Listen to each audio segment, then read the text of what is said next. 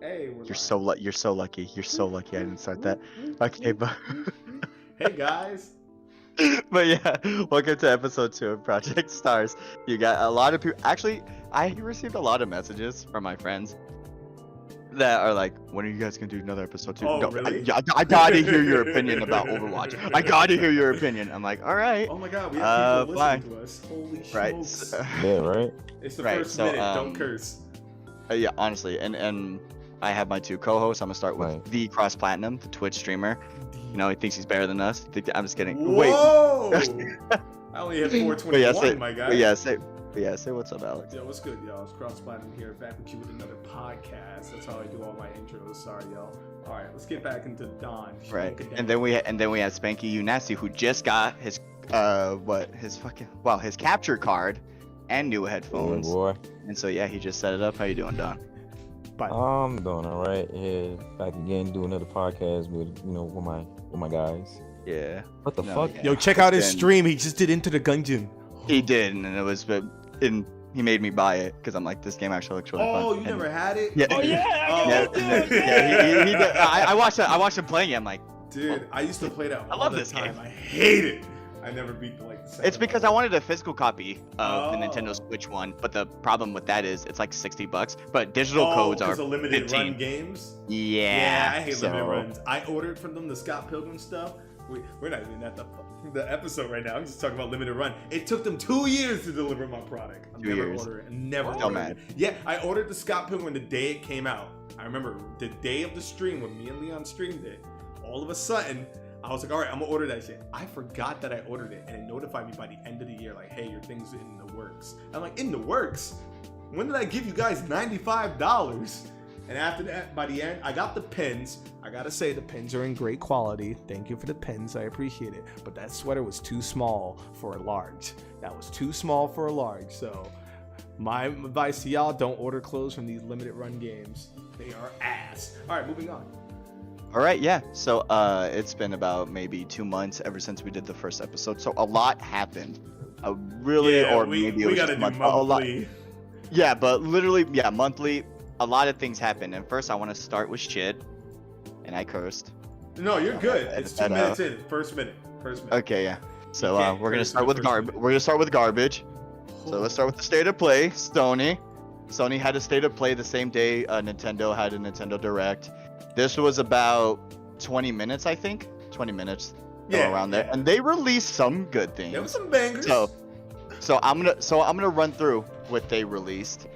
The first thing they announced was Tekken 8 for the PS5. It is also coming out, I believe, on PS4 and PC. Is it coming out on Xbox as well, or is it just? I think Tekken 8 is confirmed for everything except Xbox One because they're not going back. I think. Well, yeah, there's no point because there's backwards compatibility. Sony. So necessarily Tekken 8 got announced. It looked pretty good. I liked it. It was just Jin and Kazuya fighting like they normally do, but the graphics looked really good. So I mean, no, it looked good. The one thing I was actually really excited about was Like a Dragon. Was it Ishin? It's finally coming to the West for a remake. And so basically, this is like what? Would you say this was the original idea for Yakuza? Hold on. Okay. I just found it. Looked it up. It just says PS5 series and PC only. That's all it says. Okay. I don't see anything backwards. Ishin, that is basically from what I remember, it's kind of like one of those things where like you have a cast of characters and then you put them in a different timeline and have them play out as other characters and just fill these roles. It's like it's like acting. So think of Yakuza just with swords. Yeah, and it's based It's off great, accurate history about Ryoma Sakamoto. So that's Yeah. who Kiryu's character is going to portray. And from what I looked, all I know is, I'm not even going to spoil it, but that's real history right there. He did get folded, like in the actual history. But he was a samurai / politician. So I want to know how that's going to look in the game. Historically, how accurate it is. They also did, in the remaster, hire new actors. So like previous actors from the Yakuza series, like Zero, like those head generals that you have to fight when you're Kiryu. They're going to be playing roles in that game as well. So all the generic original faces that they did, they're going to actually use real face models to bring those actors to play certain roles for those characters in history. So That's cool. this is going to be awesome. I've been a big fan of Japanese import games, like trying to order them. I played certain imports like J-Stars when it was like first announced in Japan. I ordered it. That did not come out in America until like 2 years after. So I did myself a favor buying that game early. Another thing was like that's when I started getting into Sengoku Basara, and I saw Ishin, but I knew to myself, I'm not gonna buy a Japanese game that's heavily involved with a story and not understand You have it. sleeping dogs. Why would you want that? All right, that's a whole different podcast. And I gotta say, can't believe you said that. We're only 5 minutes in, and I want to leave. They also announced. Fuck off, Don. They announced God of War, and it looked good. I'm pretty sure that boy was trolling, but he was lying. He was. I'm just getting after him right now. Yeah. But no, but God of War, more gameplay came. It's God of War 2018, obviously. Atreus is more older. Yeah. They're getting their old themed controller, which we'll talk about in a little bit. But other than that, that was pretty much it. They showed more games, yes, because literally, even when the article, I'm posting it in the description, literally, they announced other things, but that was the main three. That was really it. They had the Star Wars VR game, which looked okay. They had the little Demio game that's coming to PlayStation VR. Then Hogwarts Legacy, which I know some people are excited for. Me personally, I mean, not excited. I wasn't a fan of Harry Potter. You can shoot me down right now. J.K. Rowling's. I'm excited for it on Sony because it's an RPG Harry Potter game. Like, I no like RPGs. Donald, you can't play as Dobby, so what does it matter? I don't know who the fuck that is. But, just look in the mirror. Just look in the mirror.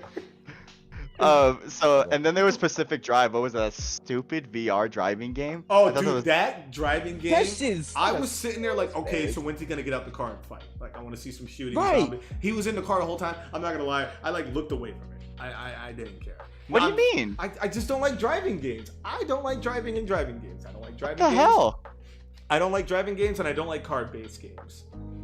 Were you guys excited for Rise of Ronin? Aw. Rise of Ronin? Oh, that looked cool. Is that the Ninja Team Koei Tecmo game? That looked pretty cool. Your favorite company? Koei Yeah, Tecmo they also and had. What was it? Synduality? What was Synduality? Was it the was it that hack and slash type of game? Oh, I think thought it was called Stellar Blade. No, actually, no. You're right. I'm wrong. Oh, okay. Synduality was that stupid, like, I don't know what you're talking about. I'm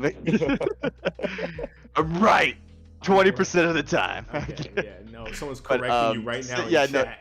It's actually, it's actually this. Go fuck yourself. Hey, Alright, so Synduality is that little anime like Titan game.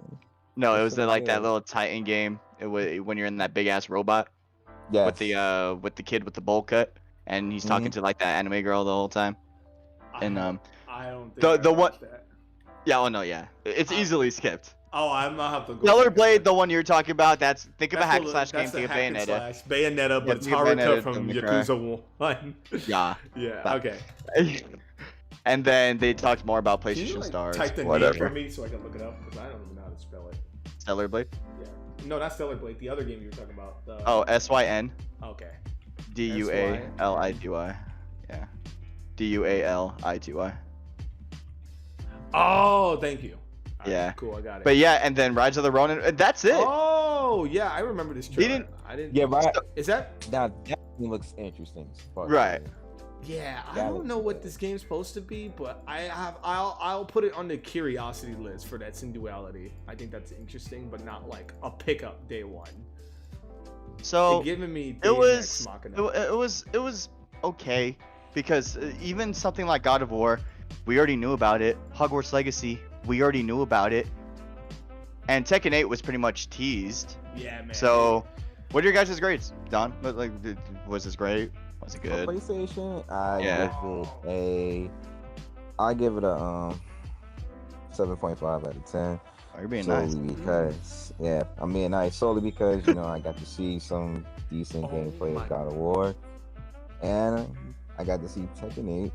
Like although it was just a fucking teaser, but still looked good to me. That was I so love good. Tekken. And I saw another game that was very interesting to me. The Ronin game. That shit looks really good. I'm like, I think I might fuck with it a lot. I also really liked it because it kind of looked like Ghost of Tsushima. Ghost So I of was like, Zebra. All right. Zebra. Yeah. Oh, what about you, Alex? Also Did remind you me- like it? You're rank? I have to say it's better than their last one where they just re-announced games that they did before. Like they've already You didn't like confirmed. No, I didn't like that. That state of What play the was hell? useless. But they did break down and actually have the announcement. Kind of like what Maximilian said for the Tekken trailer.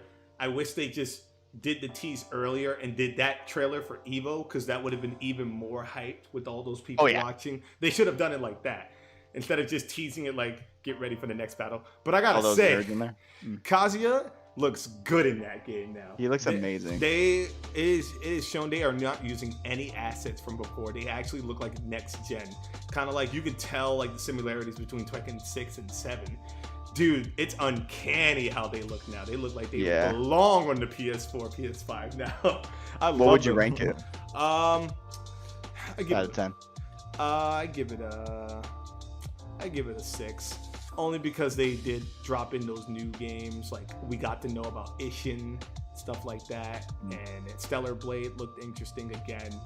But that driving game, no. And Ragnarok, we got more. They might as well just spoil the ending, bro, because they're already telling us. No, the yeah. game. They're really telling they're us. showing us everything. I'm like, bro, I do not need to all know. of them. Yeah, I do not need to know Yeah. about the Thor fight right now. Right now, I'm Right. like, just Which we could automatically assume that was going to be a thing. of yeah, course, I mean, but it was teased at the end. What do you want? Right. Now we just know they're gonna get he it gained a whole popping. bunch of weight. And Stop. Honestly, I give it a 2 out of 10. I'm kidding.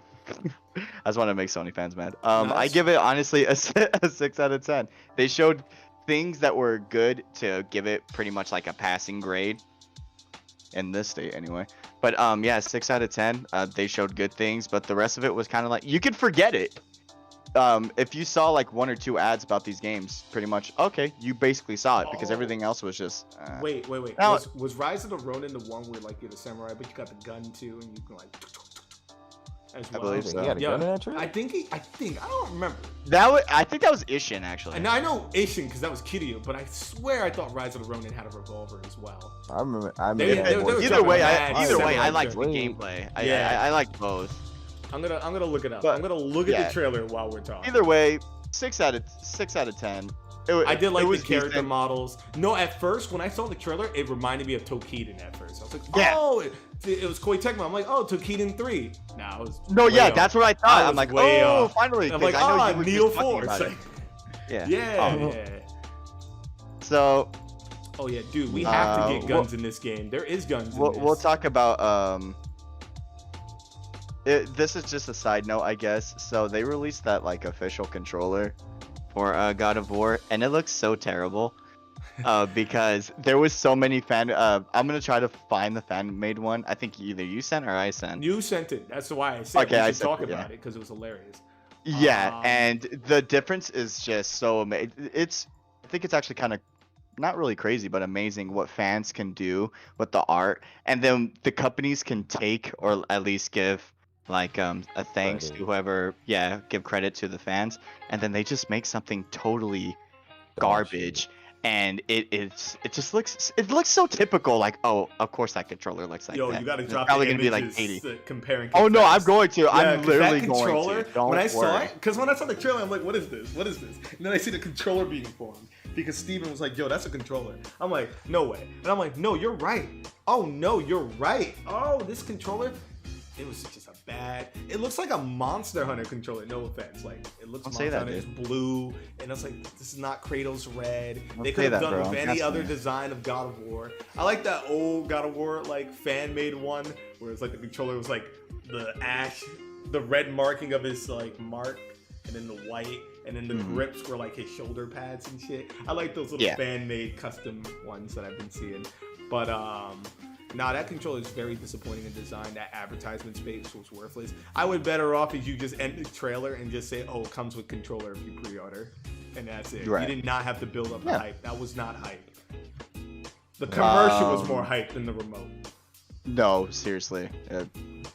So, I'm going over to Xbox, but because I had one more topic for PlayStation, but to do that, I have to announce something what Xbox did. Ooh. So Microsoft will keep Call of Duty on PlayStation for several more years beyond existing deal. So basically, Phil, he said, in January, we provided a signed agreement to Sony to guarantee Call of Duty on PlayStation with feature and content parity for at least several more years beyond the current Sony contract, an offer that goes well beyond typical gaming industry agreements, said, Phil Spencer. So basically, because Xbox announced that, we'll be taking Xbox off all platforms, but Phil promised several more years of Xbox being, or Call of Duty being on PlayStation. Then the CEO of PlayStation came out, because of course he had to fucking say something, with pretty much he was complaining that, Phil wasn't being too vague. It's not several years, it's 3. If it's more than 2, that's several, by the way. I just want you to know that. Because he came out and said, necessarily they're only doing it for 3 years, and Call of Duty has been on PlayStation for about 20 years, so it's unfair to the fans. Basically, he kind of tried to put this, I don't want to say smear campaign, but necessarily he was just trying to say like Xbox wasn't for the people. And this actually received a lot of backlash because under the comments of YouTube websites, so many people were talking about how they have many type of other IPs that they don't use. This one user, he said, should we talk about how they have MAG, SOCOM, Resistance, Killzone, and they don't use any of them? Instead, I haven't seen any of those games for such a long time. Even SOCOM still has their multiplayer up and running, I think on the PS3, and it has like a little following because that's how much people loved it. And basically what I got from this was, we're mad still that Xbox bought Activision because we couldn't do it, and now we actually have to compete. Right. Liar. Oh my god. So, Alex, what do you think of the situation? Do you think PlayStation's right, complaining, or necessarily bashing them for that? Or do you think Xbox is kind of being too nice to them by keeping it several years after, which is more than fair? I think Xbox is being as fair as humanly possible, because I guarantee you, if PlayStation bought that shit, exclusive right away. As soon as that They contract said, can we get it a month early, actually? No, they're like, you know what? Give us it now. Stop everyone from getting it.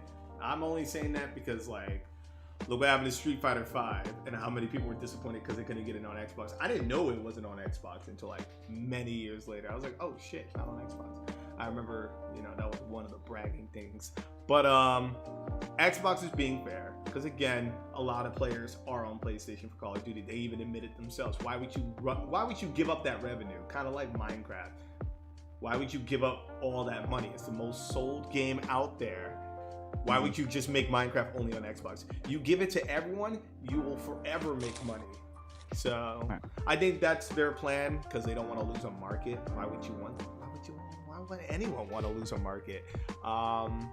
And necessarily, sorry to cut you off, but I hate that idea that all of a sudden Microsoft is selfish, because they easily could have done that with Minecraft, and they didn't fucking do it. Yeah, exactly. So my thing is, it's just like the fans are saying, where's those other FPS shooters that I forgot about? The last Killzone I remember, Liberation on the PS4, and that was basically just a tech demo to show you how well the PS4 runs. It wasn't really a game to experience. So yeah, it was pretty holy bad. Shit, that's bad. Killzone 3 and PlayStation can't be talking about they're not for the gamers when PlayStation is proving every year that they're not for people. And I'm glad people are switching over to Xbox and PC and Switch.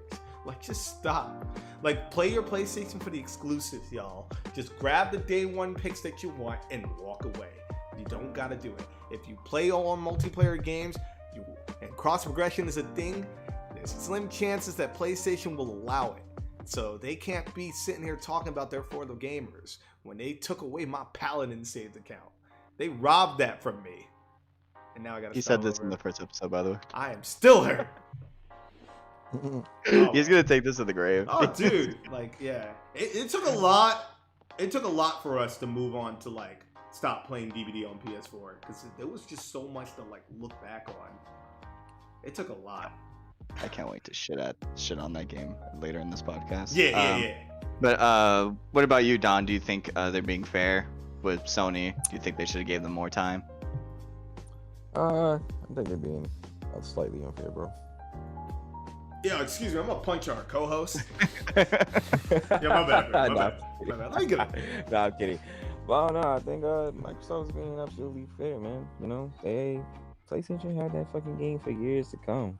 You know, they had it for years. You know, they finally bought the fucking rights to it, and you know, giving them more time to have the game on their fucking platform is really, really fucking generous, if you ask me. See, if it was me, I just would have took it all away. I wouldn't give them any time at all. Like you guys stated earlier, they have other first-person shooters. They have other games that they started years ago and just fucking abandoned. Good ones too. Right, like SOCOM, very good game. But you know, but yeah, this is now the time for them to, you know, get back to the drawing boards and, you know, make some new games. Stop being lazy. Make some new games. Stop being lazy. If you make a whole brand new game, shit, for all you know, it might be better than COD. It might just kill COD. You never know. Get off your ass. Make a new game. I'm really to just write on what Donald said. Pause. Just to go off what he said. Dude, I gotta switch my vocabulary. Hey guys. What? Go ahead. No, I was trying to go off of what Donald was saying with what you were saying with the PlayStation stuff. It's just like they're really not going to sit here like what you've been talking about with the Xbox head was saying that weren't you charging people more money if you just didn't put your games on Game Pass? That was another thing. I don't know if we talked about that in the other podcast. That was something you wanted to talk about. Yeah, and pretty much I'll say that was also speaking off of what Donald said. That's what Sony tried to do. Sony doesn't like the fact that they bought Activision because they're saying that that wasn't a fair move due to competition and it's going to be hard to keep up. That wasn't in quote for quote, but that was basically the general idea that they were talking about. And Xbox came out and they said, well, weren't you the same people with the third party games? You were making them sign contracts or necessarily sign things so they can't go to the Game Pass. So necessarily they weren't necessarily pushing people. They basically push people to stop going to Game Pass. They're like, hey, don't go there. So you're keeping revenue from Xbox and you're literally cockblocking them from getting more money. But yet for some reason, this is an unfair practice, but what you're doing is fine. That makes no... Sony is just mad because they have to work now. And because many people are complaining that, because there's many articles as well complaining about that Microsoft is they're worried about the level of competition because of what Microsoft did. I heard nothing like this. Nothing when PS4 was stomping out the Xbox One for like a good 5 years. No one said anything like that. So I don't get why. I think Sony must have the best head game in the industry because there's no way I heard nothing like that when Microsoft was doing absolutely horrible. But for some reason, Sony's finally getting stomped out because they suck right now. Yeah, they suck. Boring. And necessarily everyone's like, poor Sony. Not poor Sony. They're getting sued. Anyway. I'm going to go on a tangent. Another thing, like you were saying. Yeah. You know, Sony had the bag because, again, who had better deals with Japanese games than Sony? Like, Sony had mad Japanese exclusives like Yakuza, Judgment, all that shit. Like, bro, Sengoku Basara. They had it easy. They link up with Japanese companies and bam, they had exclusives going left and right. Just like that. So, look, and I'll speak more about that later, but with this topic right now, it just sounds like they're mad at the Activision deal because they couldn't afford it. I don't care what any of you say. Go tally up the numbers. They could not afford Activision, especially since they've been losing money. They're just mad that they don't have Microsoft money, and that's why Microsoft got that Infinity Gauntlet. They're gonna keep putting fucking stones on that. But necessarily, just keep complaining, Sony. Your state of play was okay. I hope you continue to do good, and I hope God of War does sell well, because you definitely need that. You definitely need a W, because Xbox is in some heat of trouble for the rest of the year, because they have no games coming out until next year. Yeah. So Xbox didn't necessarily win this year. So, moving on, I'll go to Xbox actually, Okay. cause I'll start with this then.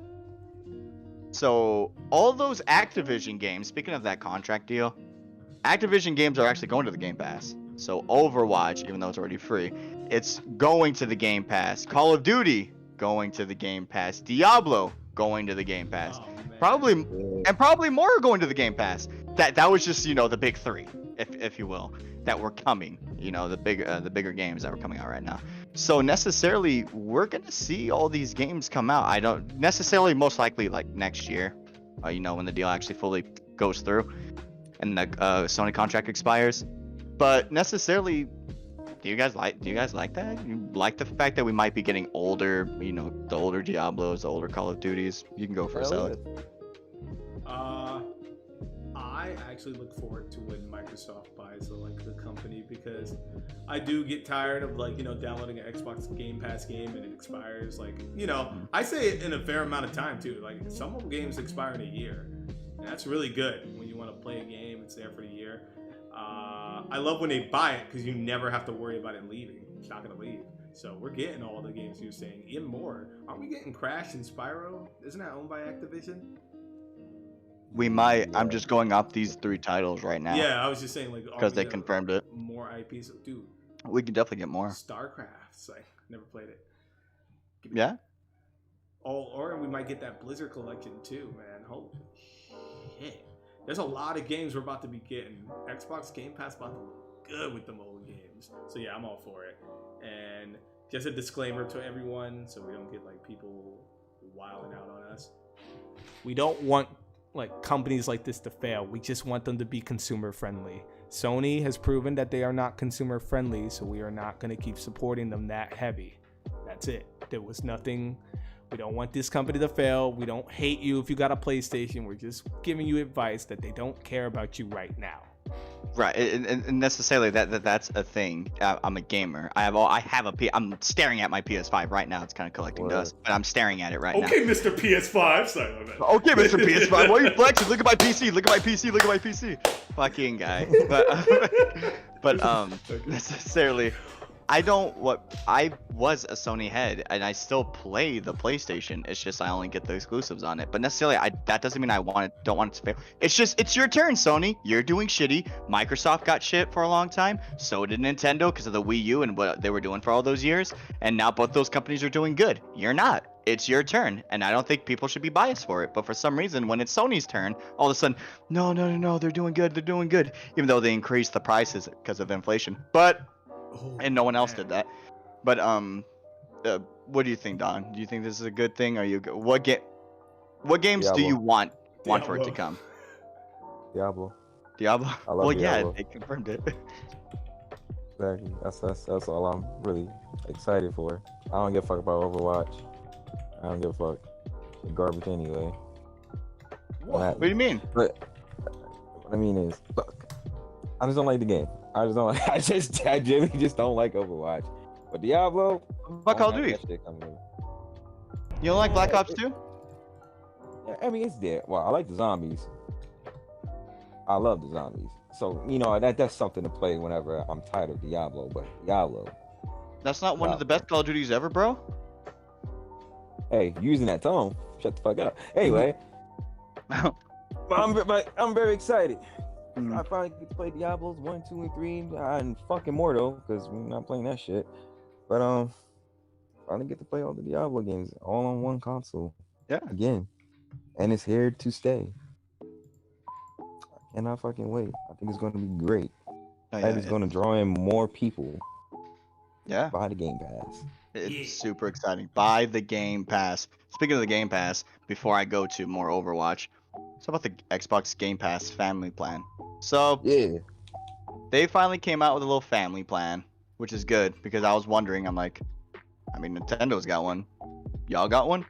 And basically, I think they're in like beta stage right now. They're basically showing how it's gonna work. So we looked at it. The cost of an Xbox game family plan is 21.99 euros per month. During the ongoing test throughout Ireland, our reporting earlier this year also stated that the tentative price for the US is around $25, which puts it roughly in the line in the EU market test. This gives you a total of 5 users on a single plan within the same country. Right now, Xbox Game Pass Family Plan is powered by Xbox Game Pass Ultimate, which costs $15 for a single license.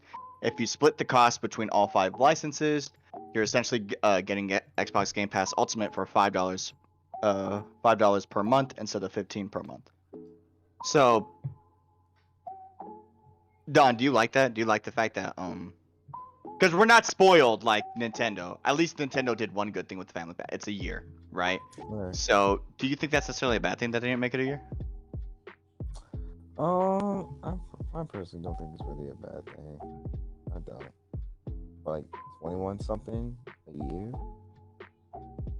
21 something a year. Yeah. That's what it was. Yeah, there's 15. And I think this one's gonna be about like 24, 25. I mean, yeah, that's not bad.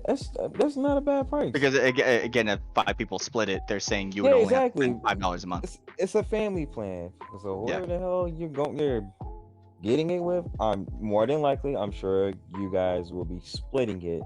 So in the long run, neither any of you or none of you guys will be running out of money, or it won't be hitting you guys so hard. I think it's a wonderful thing. I really think so. Shit, if anything, I think it's gonna make them a lot more money than usual. Maybe. Yeah. But yeah, I think it's a good thing. I see nothing wrong with this yet. Right. Again, it's still in beta, hasn't Yeah. technically been sent out yet. Right. Alex, do you like that? Okay. So you said it's only monthly confirmed, right? Mm-hmm. All right. So I think it's kind of like how it was before with Xbox. There's probably going to be a yearly plan. We just don't know about it yet. Kind of like I didn't know there was a yearly for Xbox at first. When I got the Xbox, I'm like, oh, it's only like $14.99 a month. I had to text Jose to ask, like, man, it sucks. It's only $14.99. It's like, no. To be fair, what doesn't have a yearly now? Doesn't yearly is like kind of the everything have a norm. yearly now? Yearly is kind of a norm. And I know some except for, people like, that do. I do streaming yearly service. with everything. Yeah, How the fuck you do that? Yeah, I just say like online PlayStation has yearlies, Nintendo, Xbox has yearly. We just didn't know. Like I didn't know. I thought it was only monthly, but it was like 60 a year. And I think there's going to be a family plan that's going to be yearly, and that's just going to make it a lot easier for everyone to constantly, instead of constantly hitting everyone a month. All right, we got to do the split right now. Right, like you're a landlord. Yeah, it's like, come on, bro. At the end of the month, where's my 5? I'm like, bruh. It's like that TikTok where they're living in the fucking shells. Yeah. So I think they might do yearly, just lower the debacles of people constantly hitting people up, or fights break out because no one's missed. Like, you missed 2 months. I'm like, can it be a year? Just make it a year. I can throw you a year of money and be done. Yeah. So I think there's going to be a yearly plan. They're still testing it out, seeing how it works, and bam, we'll figure it out, see how it goes, see the split. Let's move on. Yeah. Very excited for that. So let's get on to some devastating news. So they're getting rid of Overwatch 1. It's confirmed by Blizzard. They're getting rid of it. Yeah, There's man. never going to be an Overwatch 1 again. And, it's not like Overwatch 2 is coming out or anything like that. But they confirmed it. But yeah. So the reason why I acted like that, guys, is because we've dealt with people, lots of people, and this even on Twitter. That's my fault for being on Twitter. That were like, why are they getting rid of Overwatch 1? Overwatch 2, and it's free to play? Why the fuck would the first one be there? So obviously, they're getting rid of it. So pretty much, I think, they're saying so after October 2nd, Overwatch 1 will cease to exist. So I think pretty much October 2nd, that's like the confirmed date for Overwatch, ceasing to exist. Does that make you sad, Alex? That necessarily a game you put a lot of hours in. I put Oh my god. So, like I said before with Overwatch, I had a very long love-hate relationship with Overwatch. Yeah. You know, the whole them catering to the the best pro players kind of like pushed me away from playing it. I think the biggest FU to me is when I left is when they started making role queues. So like, hey, you have to be this role in order to get into matchmaking. Like, I didn't like that. I like the whole flexibility of Overwatch where you can just join in, pick whatever role you want, have fun. But they tried to put meta too much into it. Now, if they all did this for rank, that's fine. But I hated the idea that you had to have a meta in quick play. Like, I just want to play the game. I don't want to be like, all right, are you going to be support, tank, or DPS? And I was like, well, it kind of depends on how the situation's looking. And now I'm a support. Right. I see a character that nobody's going to switch to counter it. I could have been that person to switch and counter that Pharah. Say it's Pharah, I want to switch to soldier, but I'm a goddamn Moira. I can't do anything. It kind of like makes me feel like, damn. Well, it's because I'm competitive, but like not that competitive. You know what I mean? Hey, shut up. So I'm sitting there thinking about how Overwatch was year one, when you could play rank, pick 6 Winstons on a tiebreaker, and just go in and rush, man. Those are the glory days, man. I did that. If you were attacking in season 1 on rank, you won. If you got the coin flip and your attack, you won. Just pick 6 Winstons, drop all shields, and zap everyone. It was amazing.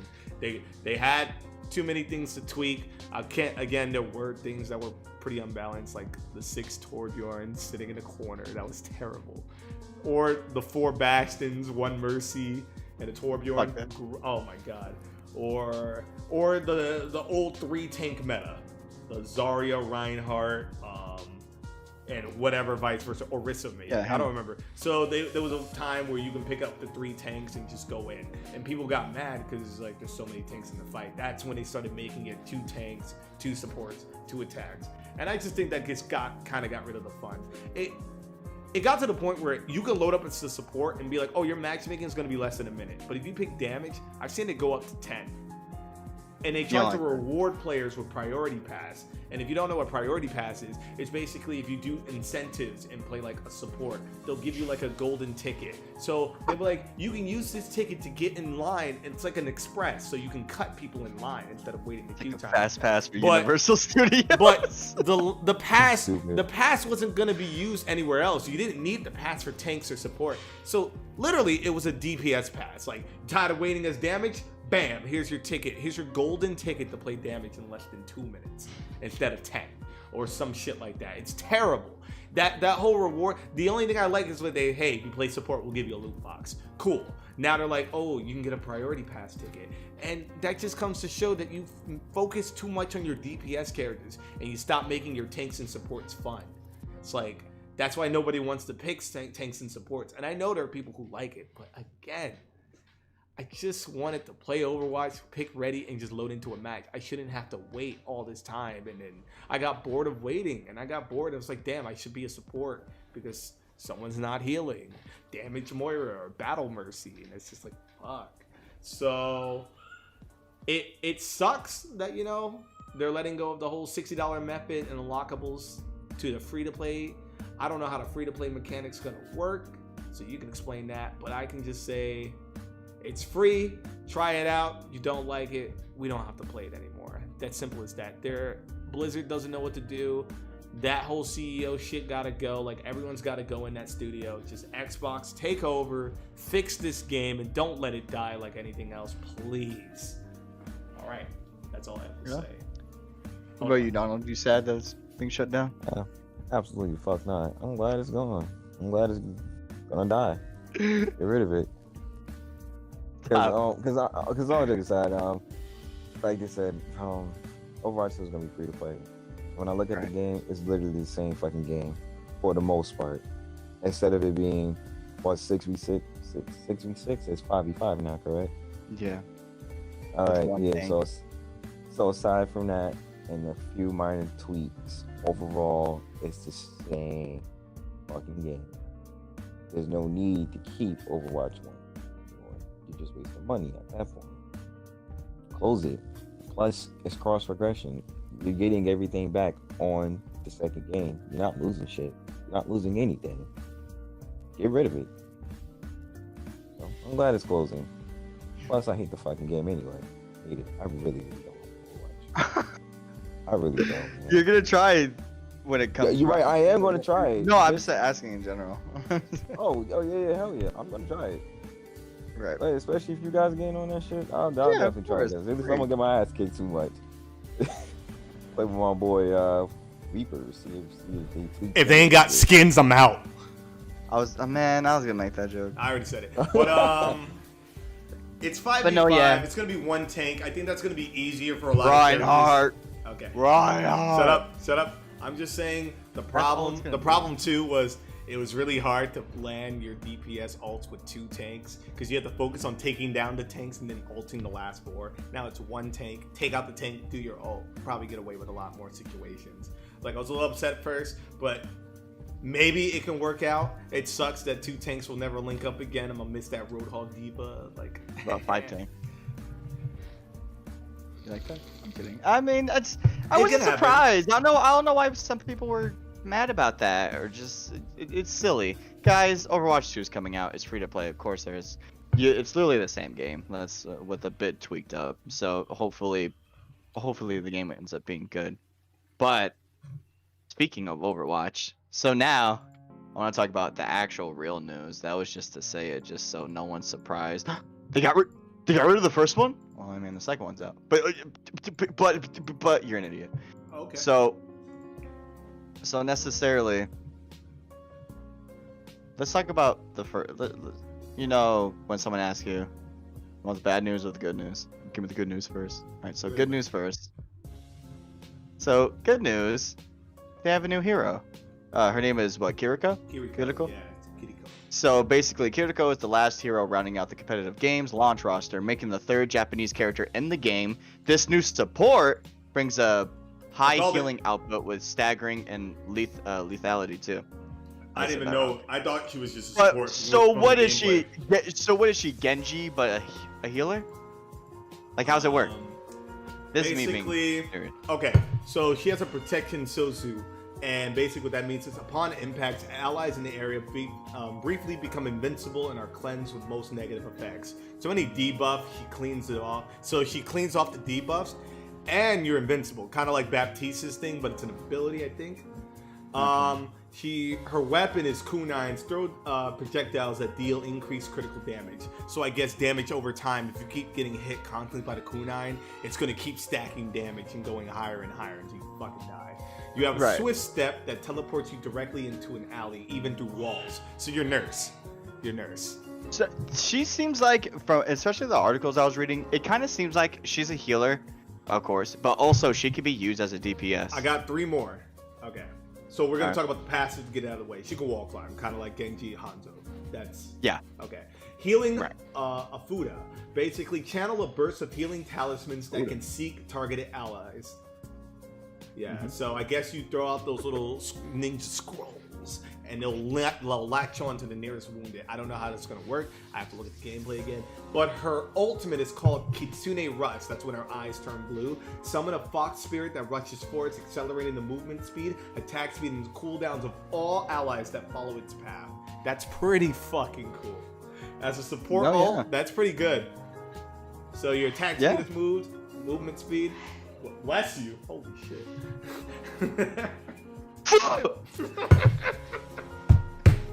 Sound like you were dying.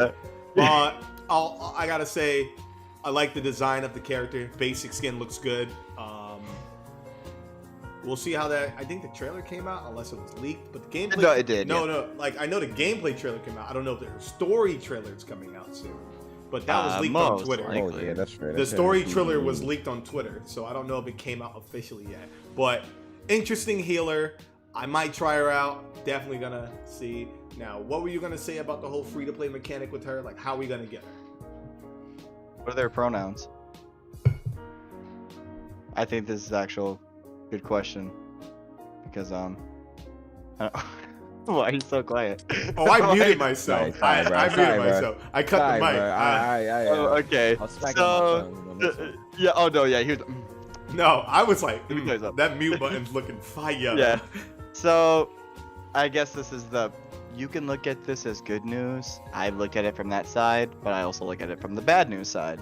So Blizzard explains why Overwatch 2 heroes are locked behind a battle pass. So pretty much now, their battle pass, from what I remember, it's going to be your typical Fortnite thing, like $10, pretty much. And necessarily, that's a premium battle pass. Get the premium battle pass, get the characters. But I think you could also earn them on their own as well. From what I remember, it'll just be like super hard to do For it. What? To earn a character.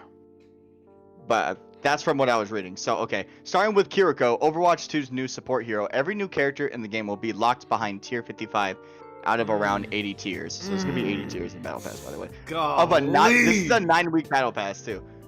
This is what Blizzard is saying. We do want you to play the game regularly during the season to get there, Spectre said. And added that, those regular players can get the hero for free. Well, before the season ends. By the way, that's not free. Okay. Yeah. Maybe she is a part of the free one. Oh no, yeah, I think how it's gonna work. Let me continue reading this because I think it answers that. Buying the $10 premium battle pass with 1,000 Overwatch coins, a new currency, will grant instant access to Kiriko, and all new heroes won't be available in the game ranked competitive mode for the first 2 weeks of each season. Yeah, that's kind of a thing. Every new character. Yeah, slightly softening the blow of the new unlock model. Blizzard is giving the millions of Overwatch 1 owners who log in during season 1 access to both Sojourn and Junker Queen, and if they log in before the end of season 2, they get the new support hero for free through a founders pack. Oh yeah, so basically it's saying anyone who owns Overwatch 1 is automatically a founders, so you get the girl which for is free. good. So everyone's getting the girl for free. You don't even have to grind and after the first 2 seasons, everyone will have to purchase the premium battle pass. So they're kind of softening the blow in that way, but basically that's what they want to do. They're making a battle pass, and it's going to be 1,000 Overwatch coins, which is pretty much $10, which is a fair price because this was Blizzard. I thought it was going to be more.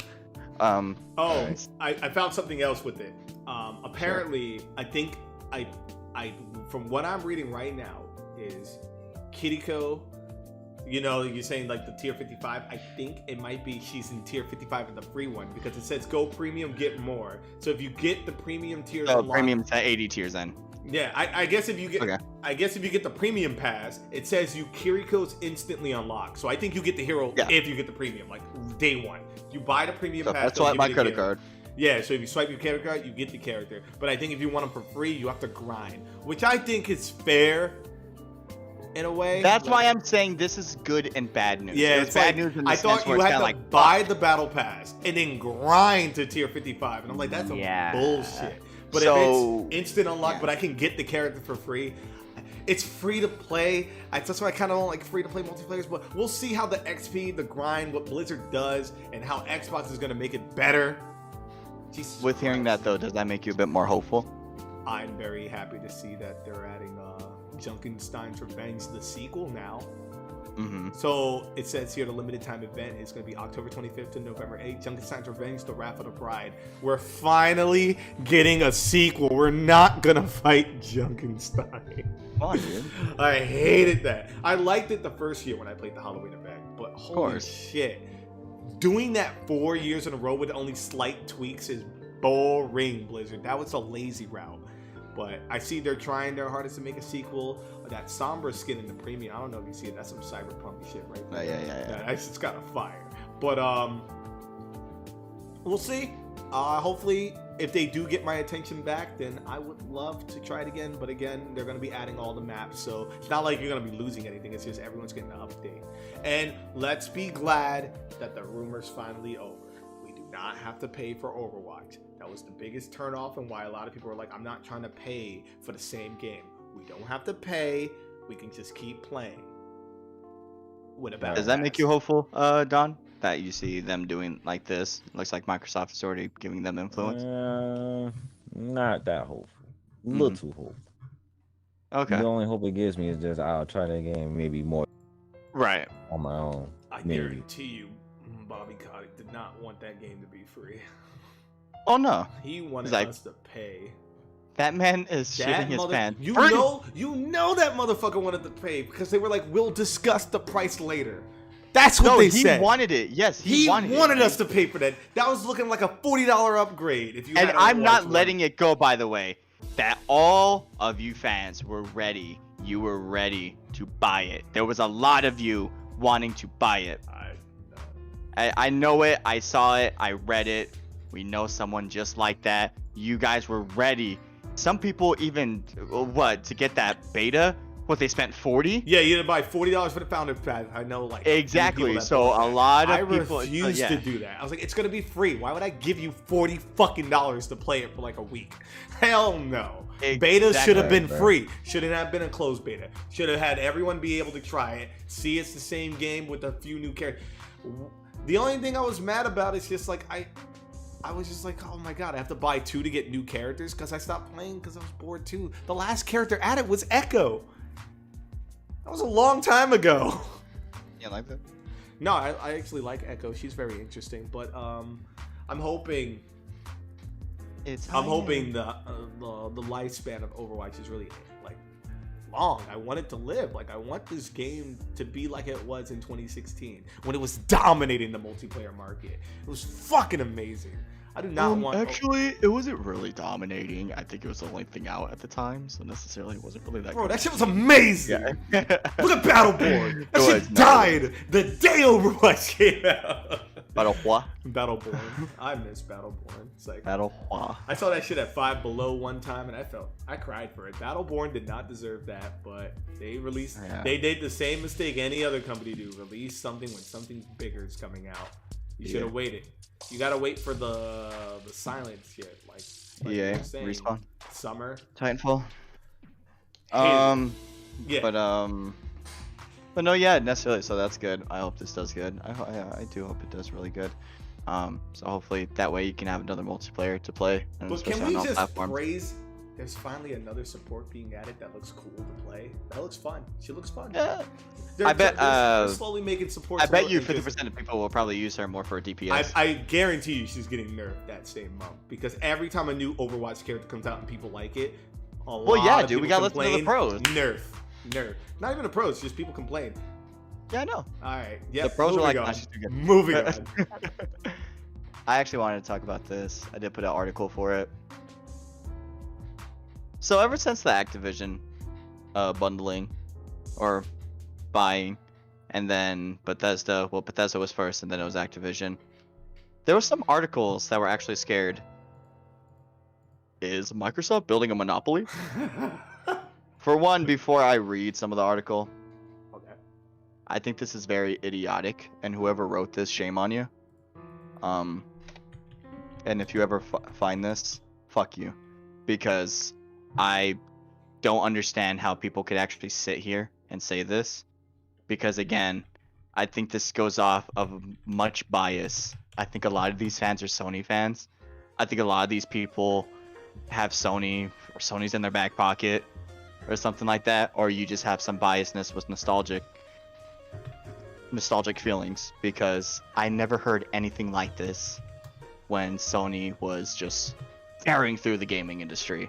Nintendo was nowhere to be found, and Xbox was like, yo, you can Skype while you play a game, because everyone wants to Skype while they play, right?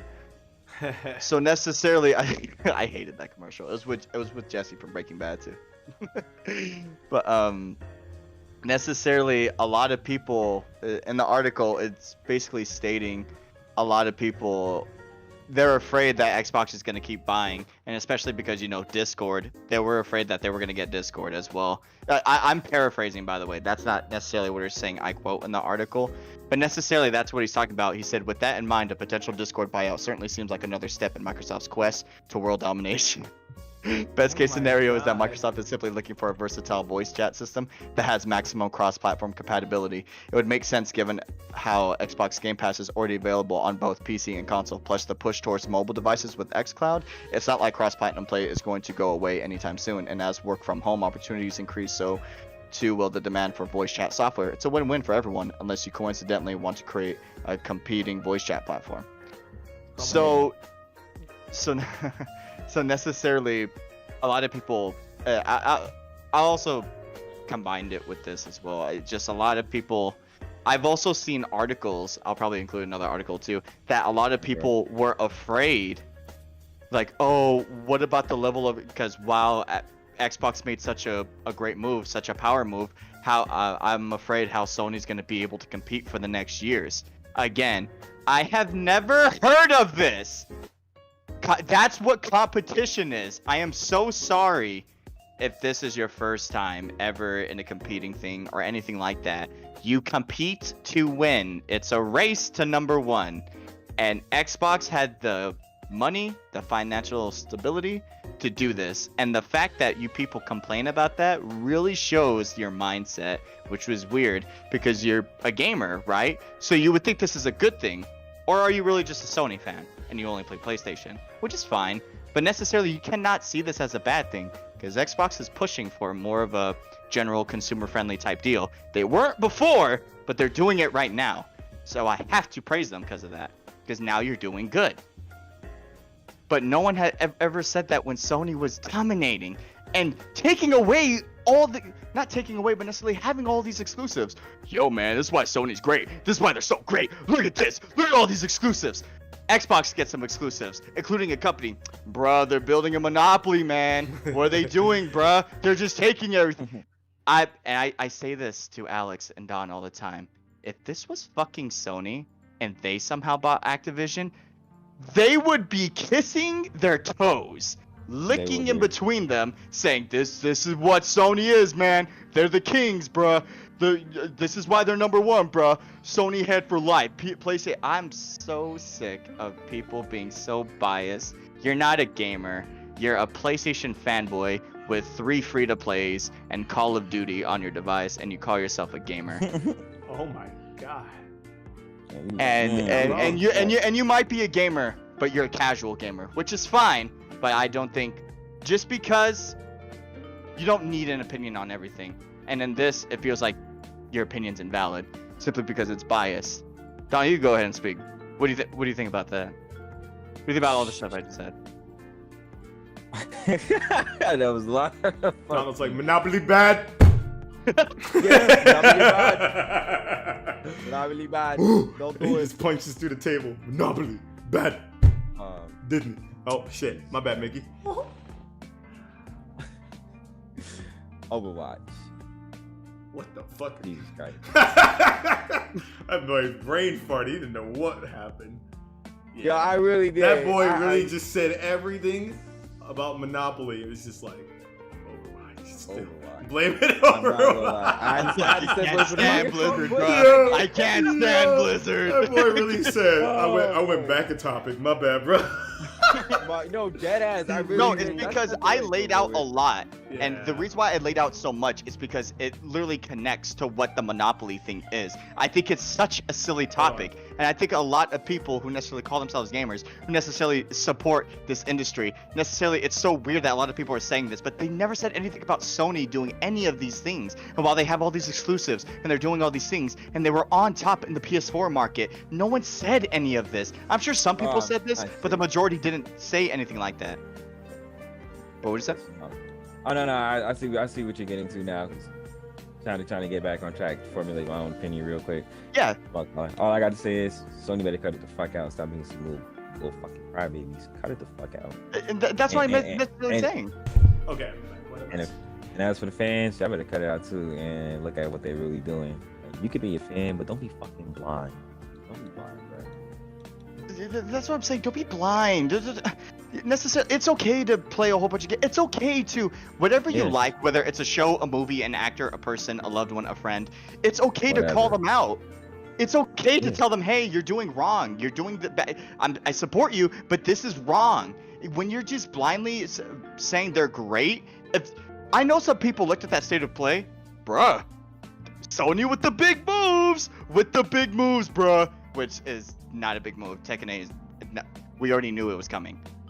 Right. So I mean, Alex, say what you want, man, about it. We're talking about the Monopoly shit. The Monopoly thing with basically people are afraid of the level of competition. Xbox isn't doing anything crazy. They're buying a company because they have the money.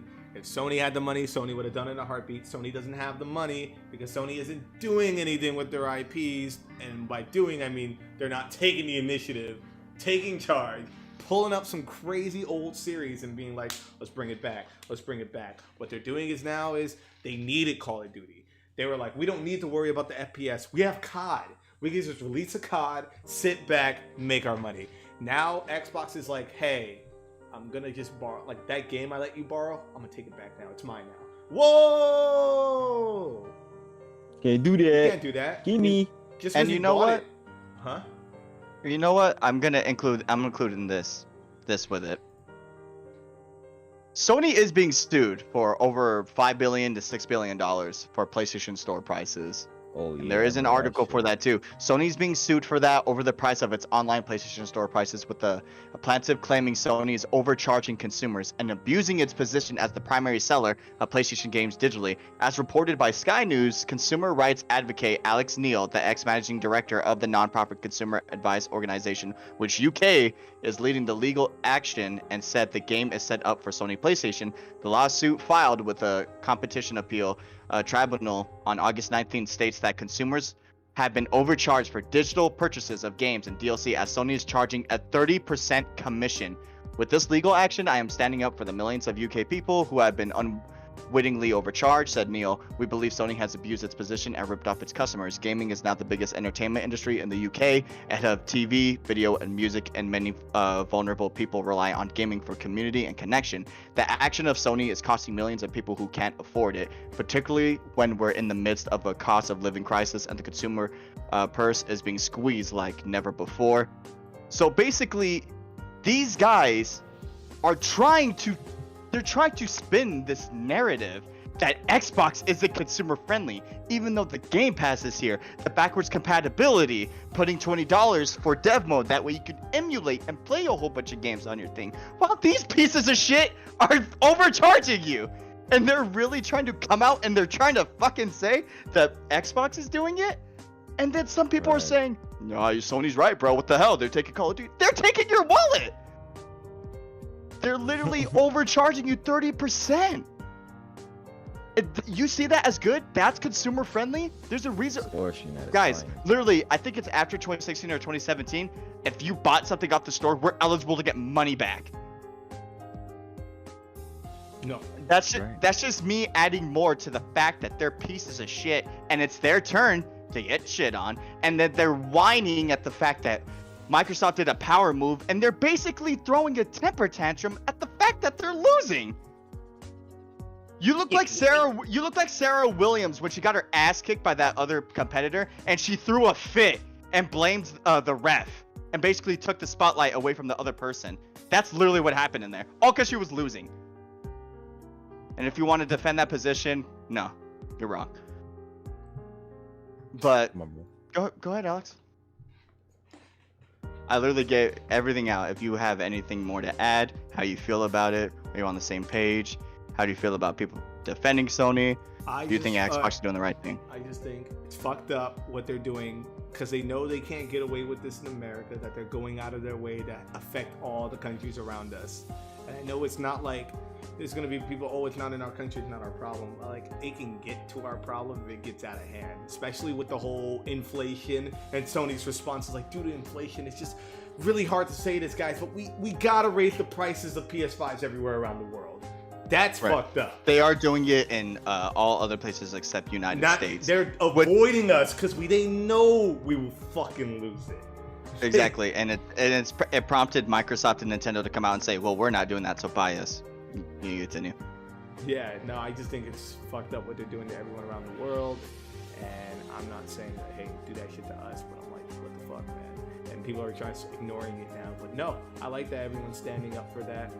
Fuck you, Sony, because you guys, I used to look up to that company. I used to go home and be like, I want to get on my PS3 because PlayStation's the best to play it at. And now PlayStation is just a hollow shell of what it used to be. Just, you're set to destroy the Sith, not join them. Fucking run your wallet! Not leave it in darkness and in run death. your fucking wallet! But yeah, so I again, I apologize if I sound so just angry, or necessarily I sound so stubborn or ignorant. I'm not. It's just I finally I'm not. I'm just seeing what's going around, and there's a lot of NPCs on this planet, there is, that are just so blind and they just accept things. You don't have to. You are the consumer. Yes, the company is going to do whatever they want, but necessarily you control that.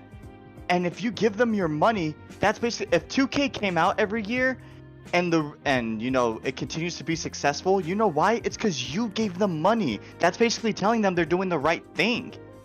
If you give them less money, they're going to be like, yo, what the fuck? And then they're going to be forced to change something. But a lot of people don't do that. A lot of people now are speaking up, but I'm just saying that's how it was a lot back then. People would just give the money, give the money, give the money, give the money. We have the power. In fact, I say a lot of times we have too much power, like cancel culture. That's a different topic. But I'm just saying in general, we have a lot of power. We can use that for good.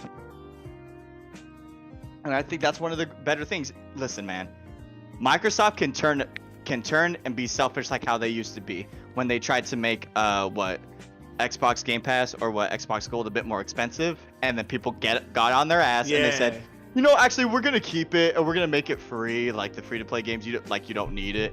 I'm like, thank you. But see, you always got to keep your thumb on them because they're a business at the end of the day.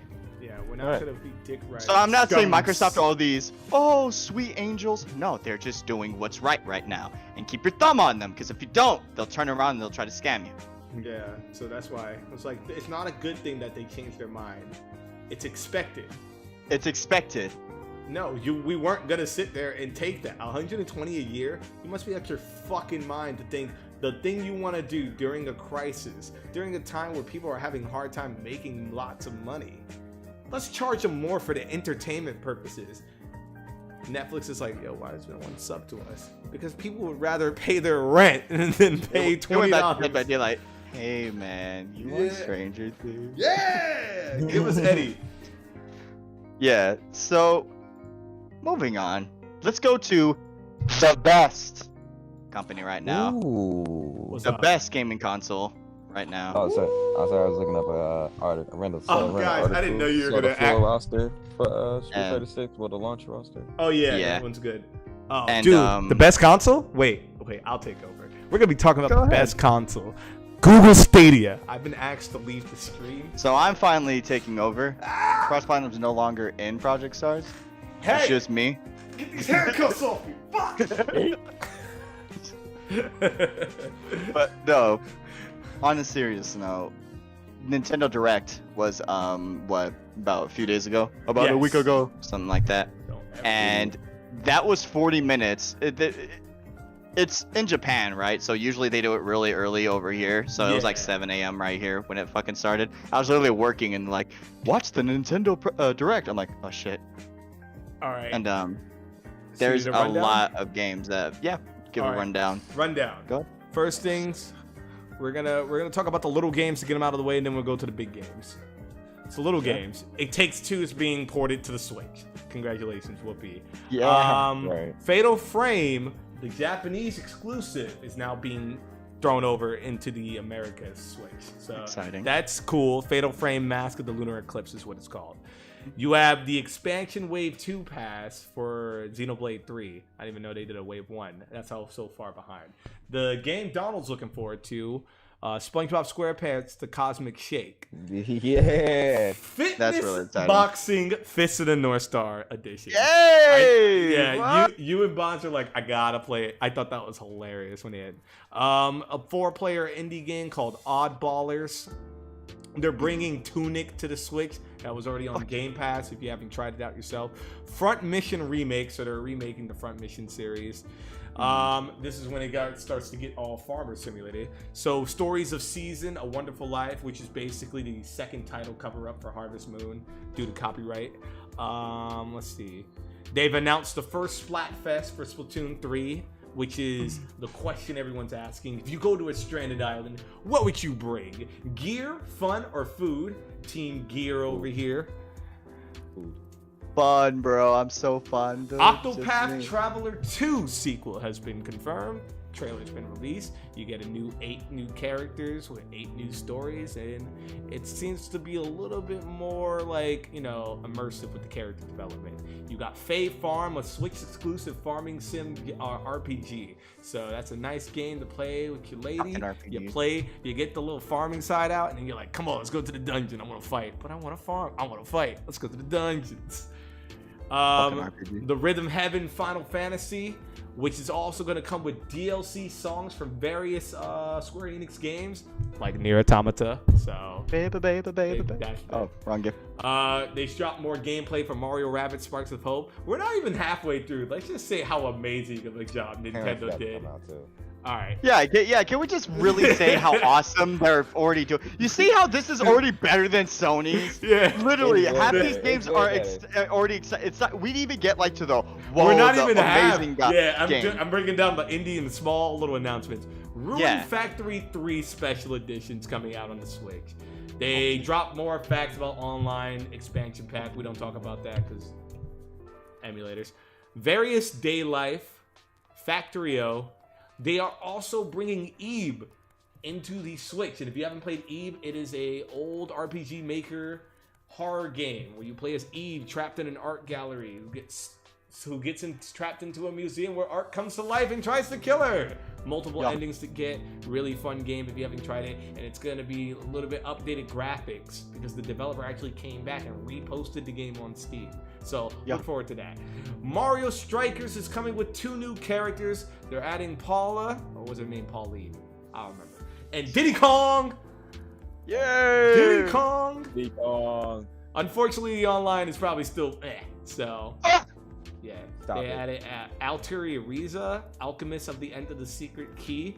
I never played the series, but I did play as one of the characters from Warriors Orochi 3, Sturkenberg Chronic from one of the games. Amazing character. Mario Kart Deluxe Edition Booster Course Pass Wave 3. So they announced all the Wave 3 DLC that's going to be dropping very soon. Then you have the Nintendo Switch Sports Update, which was delayed from being a summer update to winter. So sad face.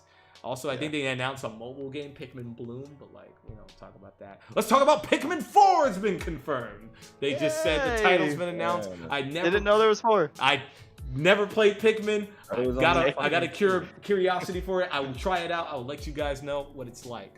I'm gonna play that. Just Dance 2023. Don't worry about that. Harvest Stella, a Square Enix farming simulator JRPG. A lot of farming games. Hope you enjoy. They dropped Master Detective's Raincoat from the creators of Danganronpa. They're making a Danganronpa Bomba Dumpa Murder Mystery. And it seems to be with 3D models. No more cardboard cutouts. This company's upgrading. Honestly. It's amazing. Wait, you didn't talk about it's not indie, but it's a really good thing. What? These cloud releases. Oh, I'm right. Shut up. I'm right. And the bullshit version, the Cloud Strife edition of Resident Evil, which is basically if your internet's ass, your game's ass. Do not buy. Stay away from all cloud games, y'all. Disclaimer: do not buy cloud games. If you got Microsoft, if you got 6G, maybe. Do not buy cloud games. Ignore all that. Sifu is now being ported to the Switch, so if you guys like that action-packed game on your PS5, if you like Roblox that's fighting. Oh God, Crisis Core. It looks okay. Crisis Core, Final Fantasy VII remake or reunion, remake. So they're bringing that to the Switch. I'm not very optimistic of how that's gonna run on the Switch compared to how it looks on the other consoles. Then you have Radiant Silvergun, Endless Dungeon, and Tales of Symphonia Remastered. So then you got Life is Strange, Arcadia Bay Collection, Romancing Saga, Mistral Song Remaster, Lego Brick Tales, Disney Speedstorm. That was coming to the Switch. I did not know that. I missed that part. Fall Guys Season 2 because it's a free to play and everyone can enjoy. Kirby's Return to Dreamland Deluxe. They're remastering the 3DS game, or was it on 3DS? But I gotta say, they're keeping the new Kirby Forgotten Land King DDD design, so DDD is gonna have an upgraded design here on out. Now, let's drop the biggest things. All right, the biggest things. Wait, whoa! You didn't say anything about the Fall Guys Season 2. What are you doing, bro? I just did. Oh, okay. Well, it's out now. Yeah, shut up. So, first things first, biggest thing: Fire Emblem Engage. the newest edition of the Fire Emblem series. It's gonna be a game with, quote unquote, a character with toothpaste hair. Leave the main character alone, y'all. Do not bully the character. I don't know their name yet. But please stop bullying the new Pick 'em up and brush protagonist. my teeth. Colgate. So basically what the story seems to be about is that they're going to be using heroes from different times and worlds in the Fire Emblem universe. So we're going to see all the main characters come back. I'm talking Marth. I'm talking Marth here, bro. Shut up. I'm talking Roy. I'm talking Ike. I'm talking Micaiah. I'm talking only Final Fantasy Fire Emblem games I've played. Screw it. Sephiroth now. So basically, you have to get the rings and equip it to your characters so they can be linked up to the pre-existing characters. They're also adding second major characters because I saw, no, she's a main character. Almond Cecilia, they're dual protagonists. We'll talk about more dual protagonists later on. Sorry, I'm a new Fire Emblem fan. I gotta act like one. Where's Belith? Is Belith gonna join? Belith has been confirmed. If you look at the mural piecing in this picture that he probably is gonna post up, you'll see all the characters in this mural, and you'll notice at the very top on the left, you're gonna see Violet. If he's not there, It's turn-based. actually, let me rewind. Is he there? That's a better question. Is the motherfucker there? Like, I thought he was in the trailer. no, I'm talking about where he was in the circle. I was like, where? Oh, okay. So I'm looking at it right now. Byleth is, top left of the circle. You won't miss him. Marth. Shut the fuck. I swear, I see Marth. I don't see him. Byleth is on top left, right above Corrin. There you are. Yeah, you'll see him. Yeah.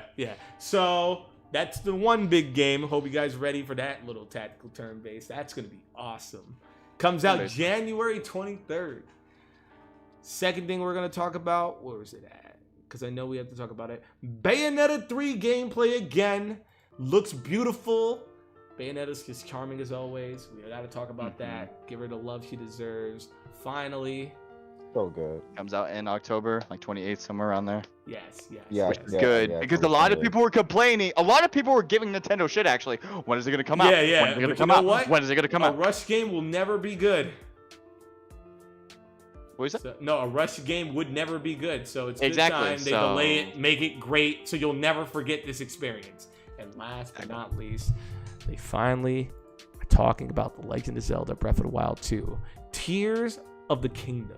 So Wait, so this is a sequel. this is a sequel to Breath of the Wild. So it's not the new universe, it's Breath of the Wild 2. So it's a battle royale. Alright, because he's skydiving. It's at all the I end. thought, yeah. Yeah. Where we dropping, boy? Can we get We're going to over Hyrule Mountains, bro. Yo, drop Hyrule for the next season, Fortnite. Right? Alright, but yeah, so thank you. That was everything in the direct that I listed off. If I forgot one, fuck you. But anyway, moving on with more Nintendo stuff. Take over. Oh my god. Wow. Actually, before we move on, how'd you guys feel about the direct? All that announced. How do y'all feel? Mind's blown, shocked. Everyone's good. I loved it. I was I thought it was impressed. good. I was impressed. I can honestly say it was way better than PlayStation. Not being biased, by the way. I really enjoyed it. Had a Score? couple titles I'm really excited for. What's your score? Sometimes better. Sorry, go ahead. No, I was What's the saying, score? what's the score, Don? What's your score for this one? You gave Shit. 7.5 out of 10. So what you giving Nah, this one? A 9? I give it an 8. Give it an 8? 8. Yeah. Yeah, I like that. I might go with a 8.5. I like it. Nah, I'm on my knees. This is a 9 out of 10. This is a really good fucking direct. Really, this is good. This is good because it's gonna segue to what we're gonna talk about in a second. Because let me just get the score first because or else I'm gonna go on a tangent. It was a 9 out of 10. This were so many games that a lot of people were expecting, like the Bayonetta. Oh, is that they're gonna be another Kirby game? What about Legend of Zelda? So they're literally giving the fans what they want and more. And I'm excited for that Danganronpa again. I'm excited that we're getting the Fatal Frame that was only in Japan. I'm really excited for all these things, and I don't care. The Fire Emblem character looks really cool. I have split hair color, so of course I'm automatically gonna like this fucking Listen, guy. Toothpaste, we're talking about real characters of Fire Emblem. Blef? Right, and that's what I mean. Like a lot of people seem to like hate on Byleth, hate on the new characters, which I don't get why. I think if it's just new, they just hate it. because it's popular now. Yeah, they go. Even off though marks. that's the best sold Fire Emblem was the last one with Byleth with Three Yeah. Hopes. So literally it doesn't make sense how you hate on it when this is necessarily that's like kind of hating on Joker from Persona 5 and that person that said Persona 4 is better. Persona 5 is the reason why Persona is where it is right now. Not saying it wasn't a great series, but necessarily it wasn't as big as it is right fucking now. The dude's in Smash for a reason. So it's a 9 out of 10 for me. This is great. This was an easy win. This was an easy win. They won this in the morning, and then Sony did theirs in the afternoon, like at 3 o'clock my time, and necessarily they showed that. But necessarily, it was a great direct. What I wanted to talk about as well, though, because now that we talked about the direct, what we liked about it, direct, what we liked about it, what we hated about it, I'll throw this out there real quick. So, I'll talk about this, not the RPG thing yet. That a lot of people are kind of digging at the main character in Fire Emblem. Have you seen the main character in Fire Emblem, Don? The guy with the splits two different colors. Yeah, he red and blue. So necessarily they're making fun of him. My hero. Yeah, but he's cool to everyone, right? So yeah, you see the Fire Emblem fandom has been referring to our pasty white, red and blue haired hero by the moniker Toothpaste Chan for a while now. Earlier this year, details of the new game emerged that described the protagonist of red and blue hair. Not long after that, images showed. And yeah, it's in there's all these streets. Yo, I'm excited for the Fire Emblem Colgate! character. For real. Like literally, they're just making fun of this guy, which I thought was just weird because he looks cool. Yeah. Yeah, Oh, I don't get it. He looks cool. I think like, I thought the only thing they would because make he fun of doesn't- is his outfit. Yeah, because I'm not saying he looks so different from the others, but you could tell him from the difference of the other ones. So necessarily, it's not like Chrom and Marth, because a lot of He's them just for a while. Marth and Roy Fuse changed my fucking mind. That's what I mean. So all of them kind of look the same. I still like them though. Don't get me wrong. Yeah. But necessarily, Can't wait to see him in hate Smash. right. You hate the guy that looks different, or the girl that's different, depending on which way you pick. So go figure. But what I really wanted to talk about, because necessarily, I saw this so much on TikTok, on Twitter. Again, I don't know why I'm on Twitter. People were actually complaining. Yeah, the Nintendo Direct was cool, but there's a lot of RPG games, and I don't. When I hear that, I want to take your head and fucking smash it against the wall. And the reason why is because this is just Silly. Alex, you say something about it, because I'm I about just to think, fucking lose my again, mind. my thing is about people who don't like RPGs is that most people admit, well, the people I talk to admit they never give it a chance. And it's not just about the turn-based, it's about the story that goes with it. And again, I get it, but like, you can't sit here and say you don't like turn-based and then be like, oh, I enjoy Pokemon, because I cannot tell you for the love of God how much I just got bored playing Pokemon, training all those Pokemon. You keep adding more Pokemons to train, and again, you don't got to train them all, but still, kind of like meh.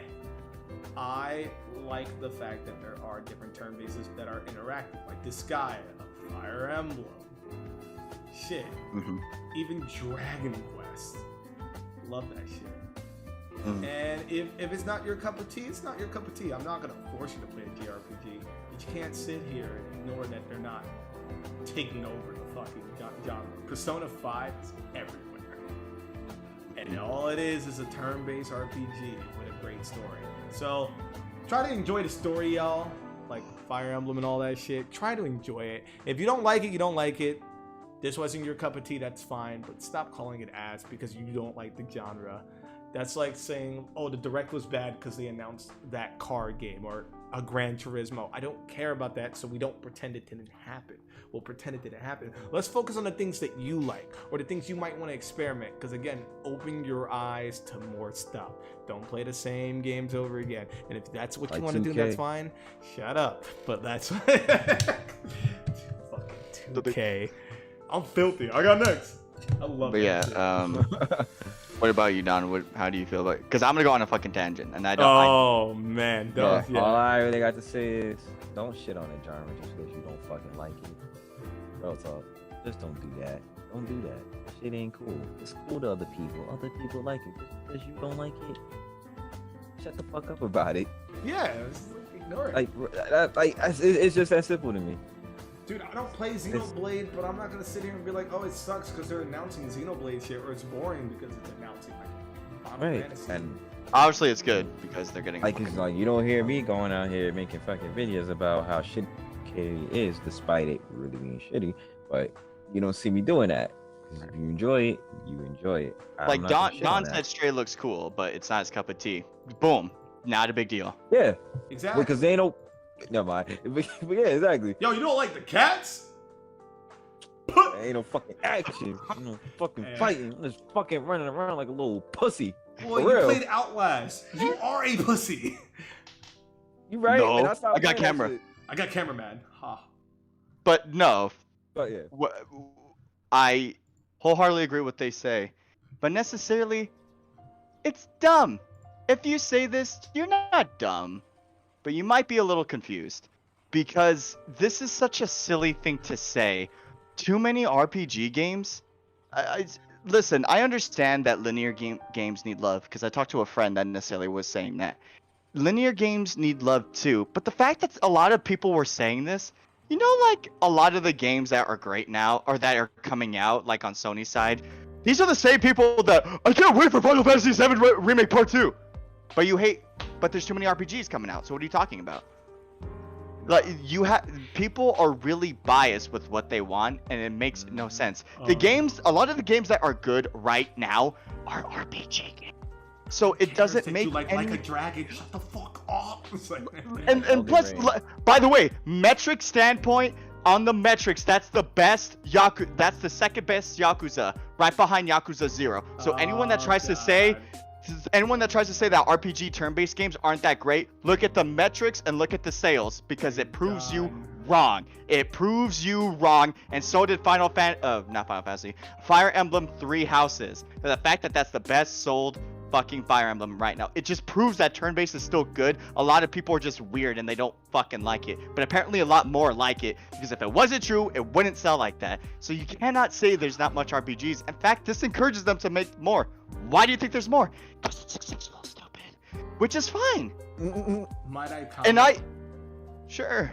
Mr. Scoreboard over here with stats and numbers. People can buy it, they just don't have to like it. Like, okay, I'm done. I'm done. And hey, that is absolutely true. I know a lot of people that buy something and don't like it. And hey, man, if you want to waste your money, go right ahead. I will never tell someone, hey, you should do this with your money. No, you're free to do whatever you want with your money. But you have to look at yourself in the mirror after you did that. And if you don't see an idiot, I don't know what else you see. But necessarily, that's all I really have to say on that. If you don't like it, fine, don't buy it. But necessarily, half of the people that say that, y'all don't even play games anyway. I mean, half of the people that have these opinions don't even play games. They play like 2 or 3 games, and then they say all these other games suck, and that gaming is dead. I already made a video about that. But necessarily, it's true. Half of the people that have been saying that to us, can we really say that they play a lot of games? Be honest. We don't have to name drop anybody. No, I'm just saying, people who make these opinions, the people I know, they aren't that immersed into games, and a lot of them are losing interest in gaming and altogether. So it's just like, which proves the theory that you're not really into gaming. So your gaming opinion, I'm not saying all opinions aren't valid, but there's some opinions that won't be taken so seriously if we're just calling it what it is. I'm gonna take an opinion of someone who plays a lot of JRPGs over the guy who plays one COD, and then just say that's it for JRPGs. Like, your input of JRPGs doesn't matter to the point where you're not gonna sit here and explain to me what's good or bad if you play something entirely opposite and you never touched it. You've never touched it. And you're like, yeah, Fire Emblem's bad. Why? I don't know. It just looks bad from the trailer. That doesn't help me. Mm-hmm. Hey, I played this, and it was really good because I liked it. That's it. And you know what? Enough with RPGs then. You want to talk about a great game that's not RPG? So Splatoon 3 just came out recently, and that's already been breaking records for a lot of sales. And That it's game honestly, it's great. I love Splatoon 3. It's did you play Splatoon 2? You pretty Yeah. much played Splatoon 3. Yeah. Splatoon 3 is just Splatoon 2 updated with little quality of life changes and new Exactly. weapons. Like, I Exactly. enjoy the fact that we don't have to sit at a loading screen waiting for lobbies anymore. I like just being in the room and just shooting and practicing. It gives me time to actually Exactly. practice, learn And some shit, check out your lockers. it's so good. It's great. And you know, while this is the same, you can compare it to like a little Call of Duty thing, but with Nintendo, they're listening with Splatoon. They give you what you want, they update it, they continuously push updates, live events, a lot of things out for Splatoon. That's why it's so great. You know what's so great about Splatoon? The simplicity. You get your gun, you paint all over each other, you paint over the map. Within 2 minutes, whoever has more paint on the map wins. Boom, boom, boom. That's it. You don't want that, you can go play the single player, which is actually pretty cool. If you don't want to do that, you go play co-op, which is not just sometimes it's open, sometimes it's not. It's open 24/7 now, the salmon run. That might you change, looked it up? might not. Yeah, so right now Yeah. it looks like it's open. That's Just good, 'cause open to I'm tired of everybody. that For now. schedule. It's still open because I went It better Exactly. stay open. There's no point of closing that shit. Because Splatoon 2 wasn't like that. It was only open Dude, it was sometimes. like dude, I only saw it like on a Saturday night. Exactly. So this is such a great thing. I'm so happy for it. Multiplayers doesn't need to have like 700 classes with a whole bunch of mods on the gun with maybe I'll have a flashbang. This is such a simple game. That's what made games like, I'm a bit biased, that's what made a game like Uncharted 2 multiplayer so cool. It was simple. You pick your skin for hero or villain, you pick the 2 perks you have, and that's it. You and your taunt, and then you spawn with the AK and a pistol, and you can pick up weapons as you go around the map. The simplicity is amazing, and I think a lot of times people forget that's what makes multiplayer so cool. It's the simplicity, feels good gameplay, balance. I like Splatoon 3. I recommend it. $60, I'll gladly throw my money at that, and I'd do it again. You guys have anything to add? I bought it. I love it. I shoot. I paint. Splattershot Pro game. Done. Yeah, you I bought bought it. Oh, Yeah, I bought it, and I'm definitely playing it a lot more than Splatoon 2. And I really love the Salmon game mode. I'm almost at the max rank already. Jesus Christ. Oh no, yeah, he's Right. been going crazy. Yeah, you're going nuts. I told him to slow love, down. I love the difficulty. I love how the difficulty rises as you go further. Oh up in the yeah, fucking bro, game. you're crazy. Like egg guy, crazy. Did you get the fog yet? Yeah, I got the Oh, fog. I don't really fucking like hate that the shit. fog. It's, like especially Silent with the Hill up one in that salmon that bitch. shoots the fucking laser beams at you. Yeah! I don't Yeah, like dude, that that shit. melts you. Yeah, that shit hurts. Lost on the first fucking wave. I said, yo, what the fuck? I lost 20 points because of that shit. It's like that, Oh, homie. nah. But yeah, I like what they did with it. All the little small changes. The hub world's interesting. The music, oh my god, the music, is so good, so good. I actually like the rock music more than that. I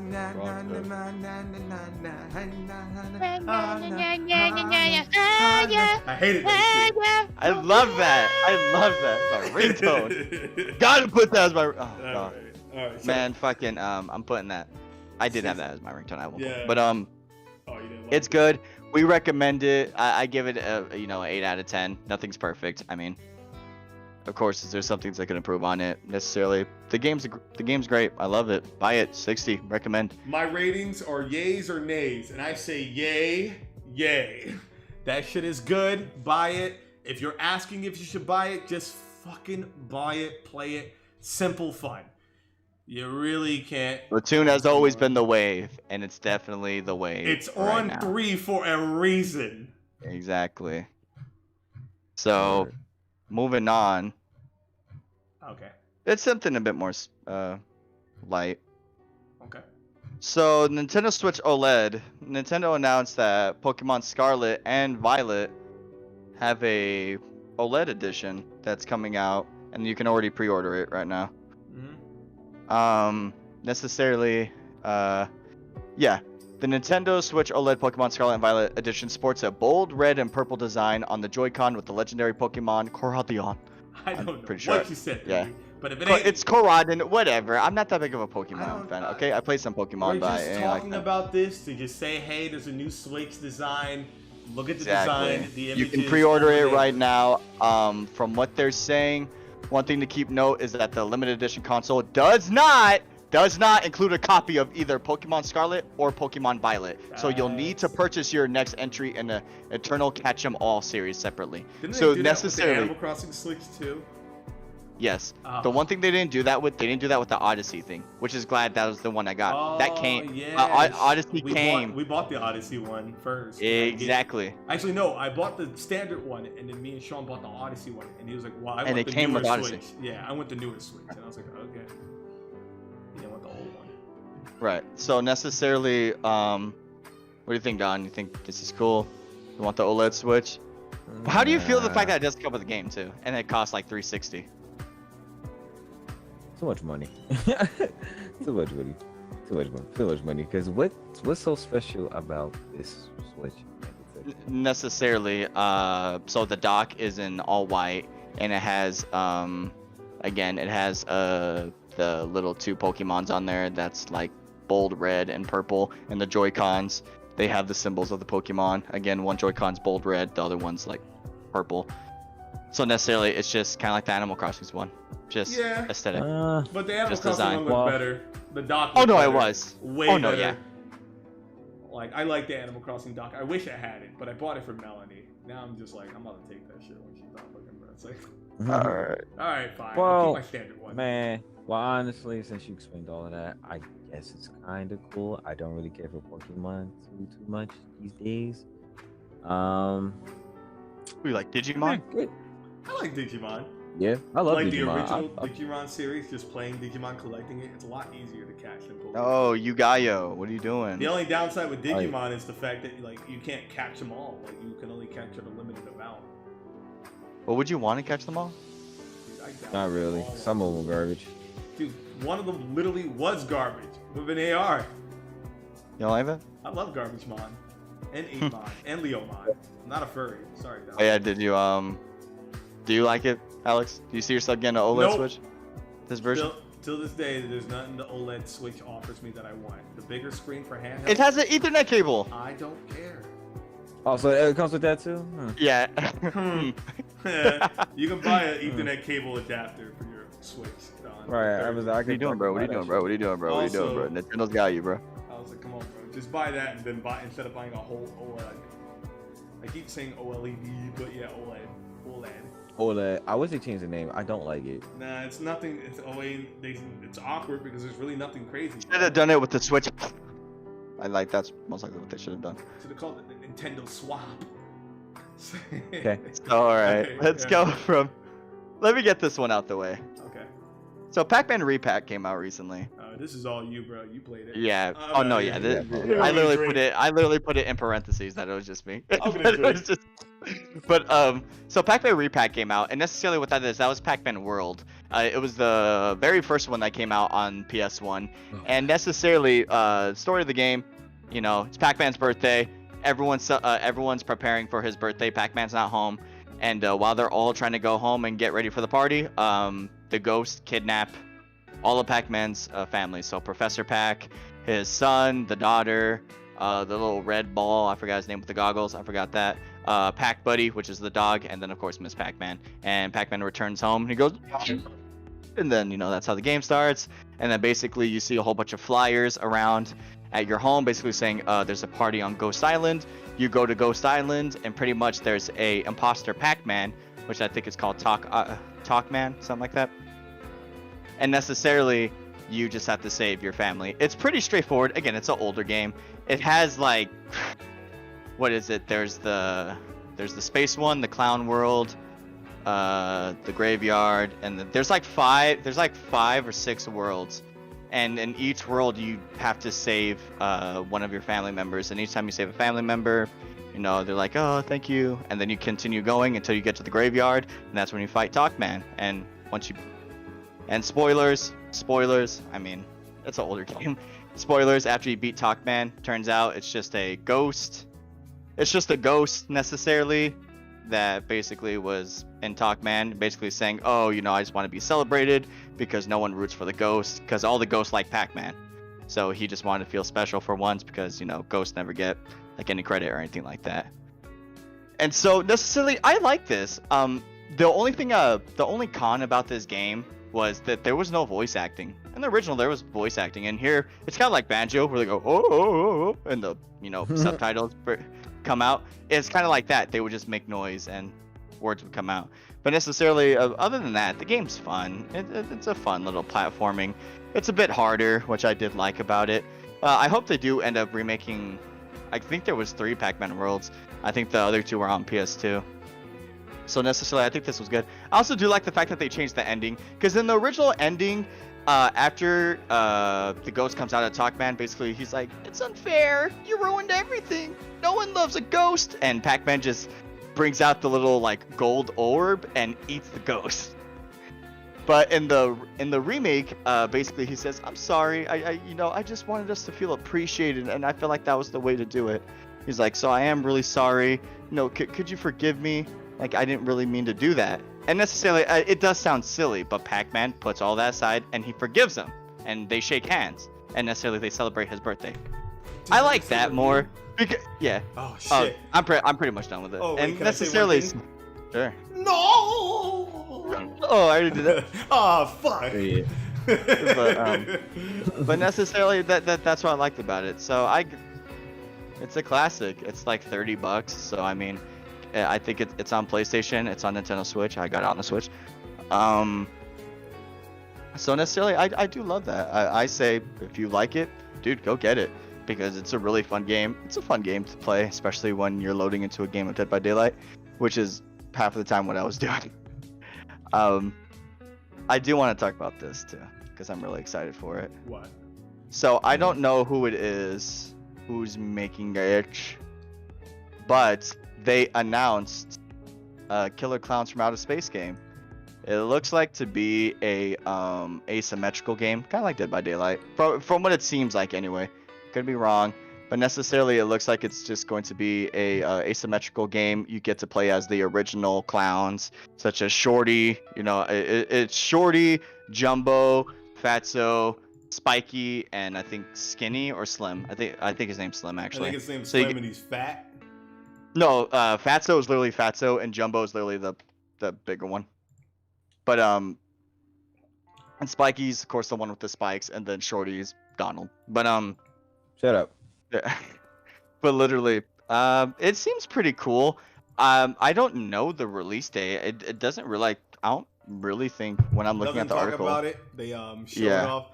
I think it's rumored to be a 3v4 game, kind of like Leatherface's game. So exactly. It's gonna be a third-person shooter for the clowns. It's gonna be like, Right. We hit the motherfuckers with the laser, turn them into cotton candy. So that's gonna be interesting. It is. There's an open beta that's gonna come out soon. Well, not open and closed beta. Right, yeah. So yeah, so if you apply, go apply. See what you like. If you like the movies, you're most likely to like this game. I'm excited because Dead by Daylight needs competition, and I think it's perfect. So, you excited? You guys excited for Killer Clowns? Let's just hope it doesn't end up like Ash versus Evil Dead, because holy shit, what happened to that? What's wrong with that game? Shit. Fuck off. It's like after the beta for the first one, I enjoyed Ash vs Evil Dead in the beta, but in the second beta, Did you? I was like, there's really not much going on here. And then the game officially came out, and we were like, yeah, we're skipping. Luckily, thank you, Xbox, for letting us try out the beta. No. Really saved us. That was like 40 But yeah. Right? It was $40. So, Konami might be saying, hey, we might have to do some good here. Because there was screenshot leaks that there might be a Silent Hill 2 remake. There's some screenshots that came out that, I think it was on Twitter. Of course, it's on Twitter.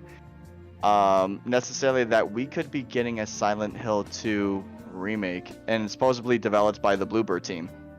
So there's really no like real like people that came out and said, Konami never came out and said, hey, we're doing this. There's some leaks that just came out, and so I mentioned before, Konami was looking for pitches in the summer of 2018. This one was one of the pitches that got greenlit, but took a while for a proof of concept, no budget demo or anything like that. So apparently they have been kind of working on this for a bit.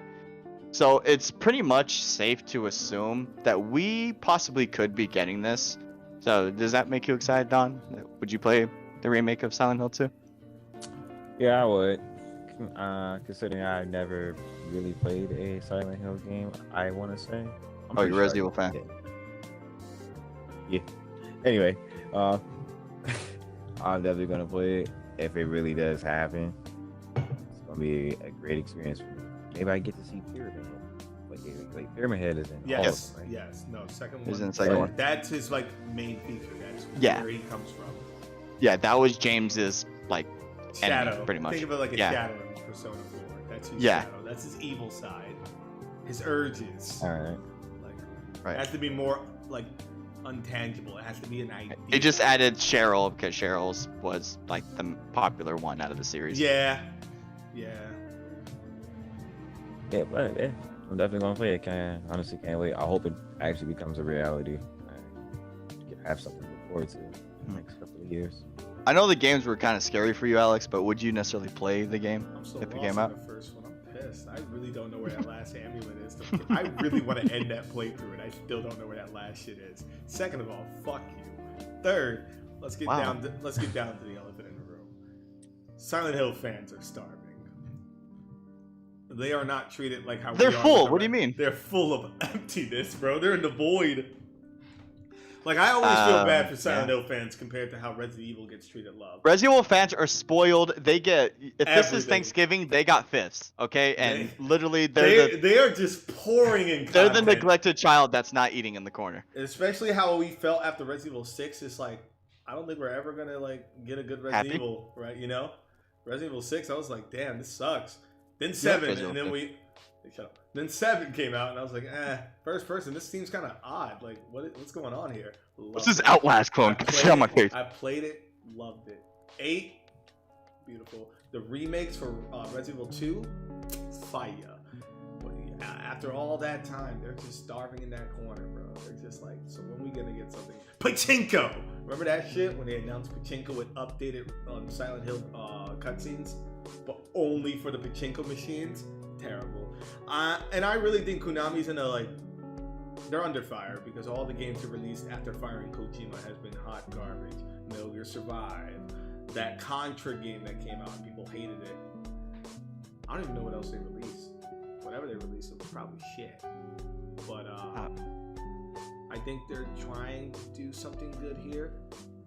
I mean, sell your IPs if anything, but the only thing that I can think of that was like Konami good, I was like, oh, the Yu-Gi-Oh game, Duel Links free to play, but no, I'm not a Yu-Gi-Oh fan. I really can care less about that. What do you mean? I don't like Good garbage. Yu-Gi-Oh. You guys seem really biased, I'm like not when especially when it biased, comes to card games. Hey, shut But up. I bet if it was Uno, it'd be fine. Ah, dude, I was about to say. I mean, it's Uno. different. Oh, what?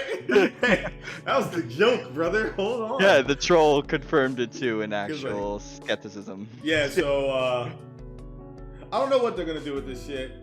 Don't fuck up, Konami. It's a positive thing Yeah, but because just your don't fans need fuck it up. Don't ruin the Silent Hill fans. microtransactions. That way you can get We're see gonna Pyramid Head. charge you to see Pyramid Head. You're gonna see the idea of Pyramid Head. $2, you can get chased by him. Man, let's talk about a real game. All right, So EA. I'm leaving. Oh, my bad. Take a seat. Go on. So EA. Cross Okay, so progression? here's what happened. Never. All right.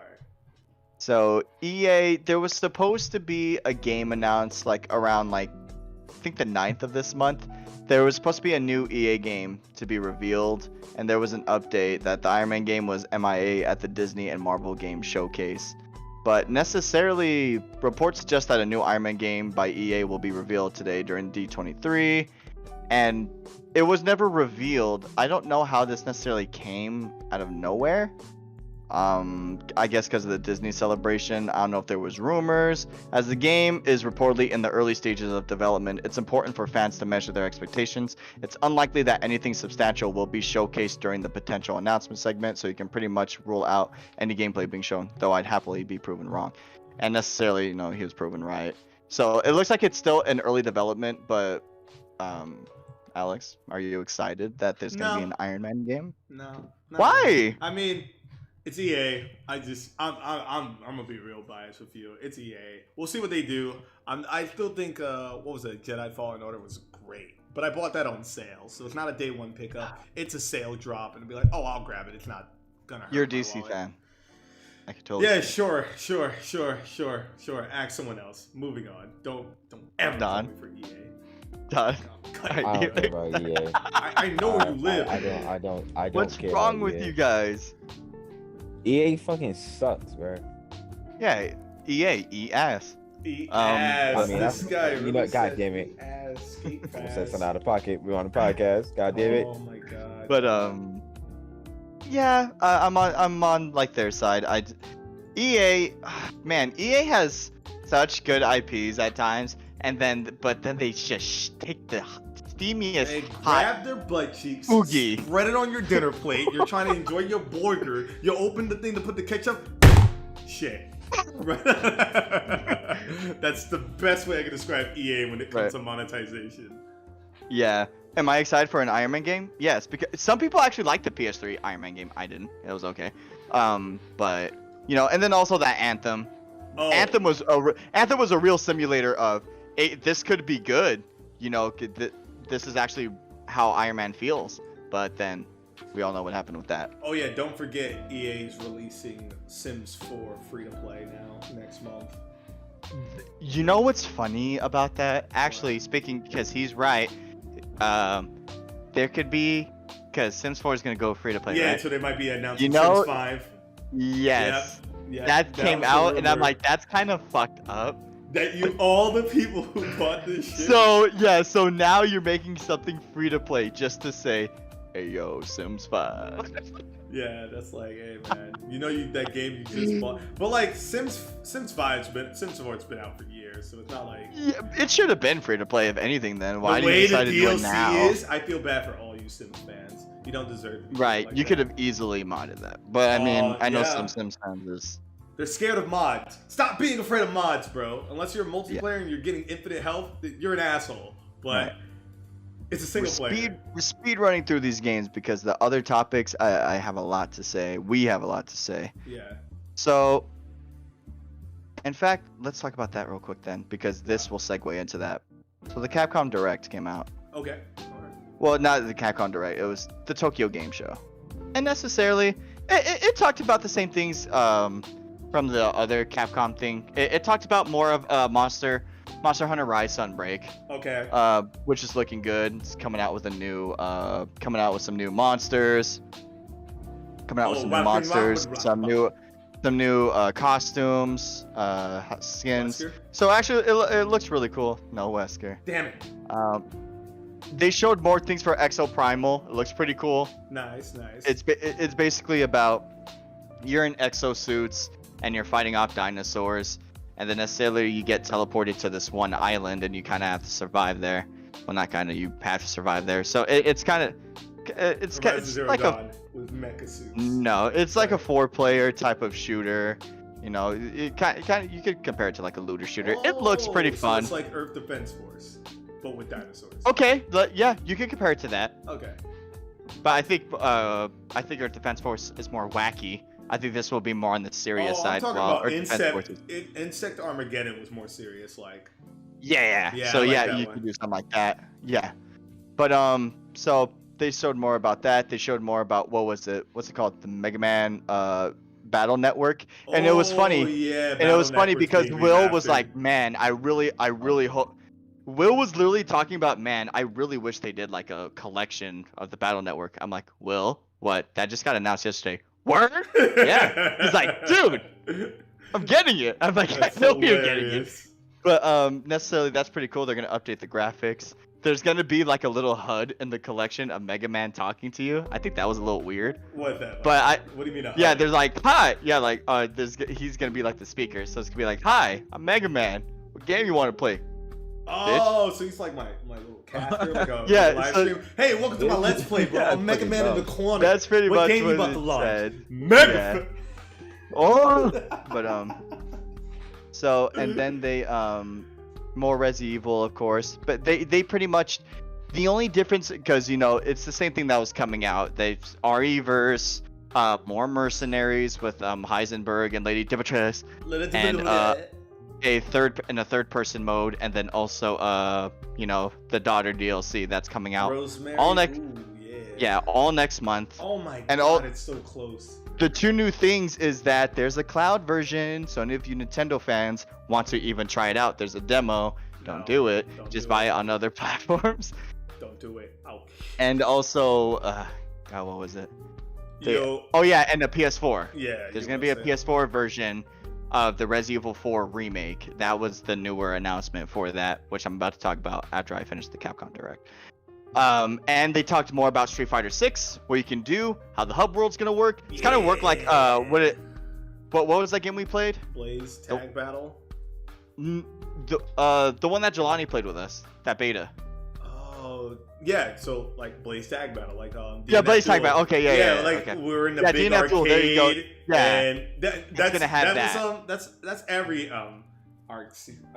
I know, but I just think that's cool that you got a little arcade well. cabinet. You sit there, you match. They have that in everything. DBZ Fighters, Grand Blue. Like Yeah. you just have motherfuckers. I just think that they're having. having that. I think it's cool. I think it's cool that looks amazing with that HUD world because it Exactly. looks chill as fuck. And they showed more people like Dalzim, E Honda, Ken looking like a bum. It looks so fucking hilarious. It looks like an Evo.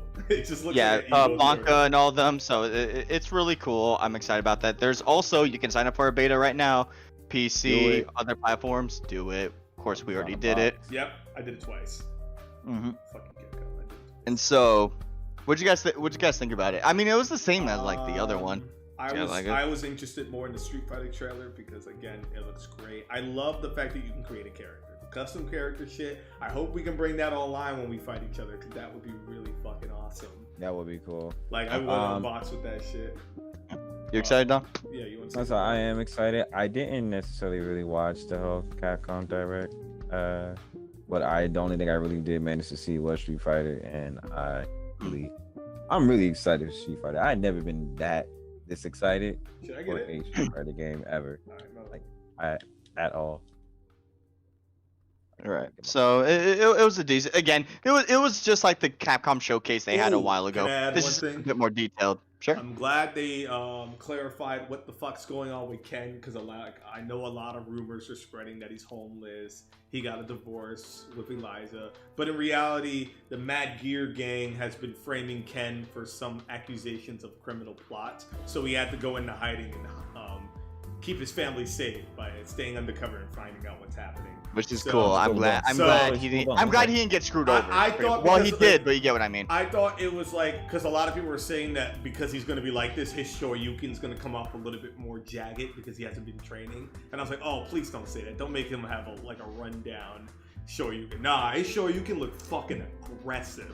That boy's putting when he uppercutted Ryu, was like, take this, you fucking bum. I'm about to say, you might as well call him Dan at this point. Yeah, so glad we cleared that out. And I like how some person said, yeah, he fought all those divorce allegations on Twitter. And someone responded, did you read his lore? I'm like, guys, stop looking deep in it. Like, it's not that bad. It's a fighting game. Like, calm down. Put your hands up. This lore is that deep. Yeah, but like, shout out to Ken. Still a real husband. Still a real father. So, that segues into what I wanted to talk about. Was the PS4, the Resident Evil 4 remake. A lot of people were excited about it, but there was a mixed, basically, there's a mixed reaction to when they said, "Yeah, we want all platforms to enjoy it." So Resident Evil 4 remake is going to go out on the PS4. And for the people who are asking, that is it coming out on the Xbox One? No, but the reason why that is because Xbox does have more backwards compatibility. That's not me just clowning Sony. No, seriously. You can play like up to literally everything, and I think to even some first Xbox games. Yeah, if I'm Conquer Live and Reloaded. That's from the original. Exactly. So literally, there's some discs that don't work, but like 99% of discs work for it. Unfortunately. So literally, there's no reason to put it on Xbox One when literally the Xbox Series X is also available. I see a lot more of them now, but there was usually a lot of Series S, but I see a lot more Series X now. So literally, it's not like the PS5 where you can't find it. You can literally find an Xbox. That's why they're better. But right. necessarily there was a mixed reaction, because a lot of people were saying, hey, this is going to be a crappy version, kind of like the Cyberpunk thing. Necessarily, Cyberpunk should have just been a PC, a new gen, current platform, current gen game, but instead, they made the PS4 version and all that, and it kind of got messed up, right? Necessarily, people are still on that same train, but the difference with this is it's worse. Sony is in such a crappy situation right now, because on one hand, you want to please all your fans, right? You got to put it on the PS4, but at the same time, you should stick to the current gen and necessarily push your PS5. But this is the problem with Sony now. You didn't make enough PS5s, and you're losing a lot of money and a lot of your stock, and you can't make enough PS5s. And so, therefore, there's a shortage, therefore it's in high demand, so it's not even retail price. So, you're kind of fucked either way. Sony is in a lose-lose situation. There's no way where you come out and you're the winner in this. This is the only thing I really feel bad for them about, because necessarily again, or really I don't, because you could have made more PS5s. No. If you were doing what you were supposed to be doing, but you're not. So now you're in. No. What is that? What was that guy that was bragging to you about the fact that Sony was sold out? So that just means it's. So yeah. So I saw this TikTok guy. I don't remember his name, but I wouldn't name drop him anyway. No, that's rude. I don't want. Listen, just because I make fun of something or I think something is silly doesn't necessarily. I will never say, hey, go antagonize this person. That's not good. And if you do that, you're a loser. 24 Nights a bitch, and he's just said it right here. No hate on him. Here's his link and his page and his house is yours and his right. mom. Yeah. So some streamers do that. I don't, that's disgusting. I'm gonna call his mom. So literally, the TikTok went. This guy was announcing basically what we were talking about. Xbox is keeping Call of Duty on their console, and Sony's mad about it. And he goes, "No, they're not." So one, he didn't even read the review or anything like that or the article. He just said, "Nah, they're not." When you think about it, PlayStation is still winning because their Game Pass is basically just as good as Xbox's. That's how you know he didn't look at it. And not only that, he says, and also PlayStation 5 is in high demand because look, even on Walmart right now, it's not $1,200, it's $700. I'm like, that doesn't prove anything, right? And necessarily, you're kind of you're defeating your own argument. It's not good that it's like that. And just because it's higher in price, does that mean it's in high demand? Yes, because that's a shortage and they don't make enough. So necessarily, that's not a positive trait. That's a con. That's a negative trait. That's why they're losing stocks. They're dropping in stocks. Xbox is beating them in sales. You want to know why? Because they make more consoles and they're able to sell it. And they're doing the right things right now. Excuse me. So necessarily, this isn't a good situation. And it's not a good situation for them. And what sucks is, most likely, that's going to be a good amount of percentage that people are going to buy the PS4 version for Resident Evil 4 Remake. So I feel bad for people. I feel really bad for people. Like Don, now that you know that, now that you know Resident Evil 4 Remake is coming on a PS4, would you get it? Yeah, I would. I ain't even gonna lie to you. For PS4? Yep, my PS4 and my Xbox. All right. I personally, I just want to compare the two and see if I still have the same experience and, see if I'm still having a fun time on either platform.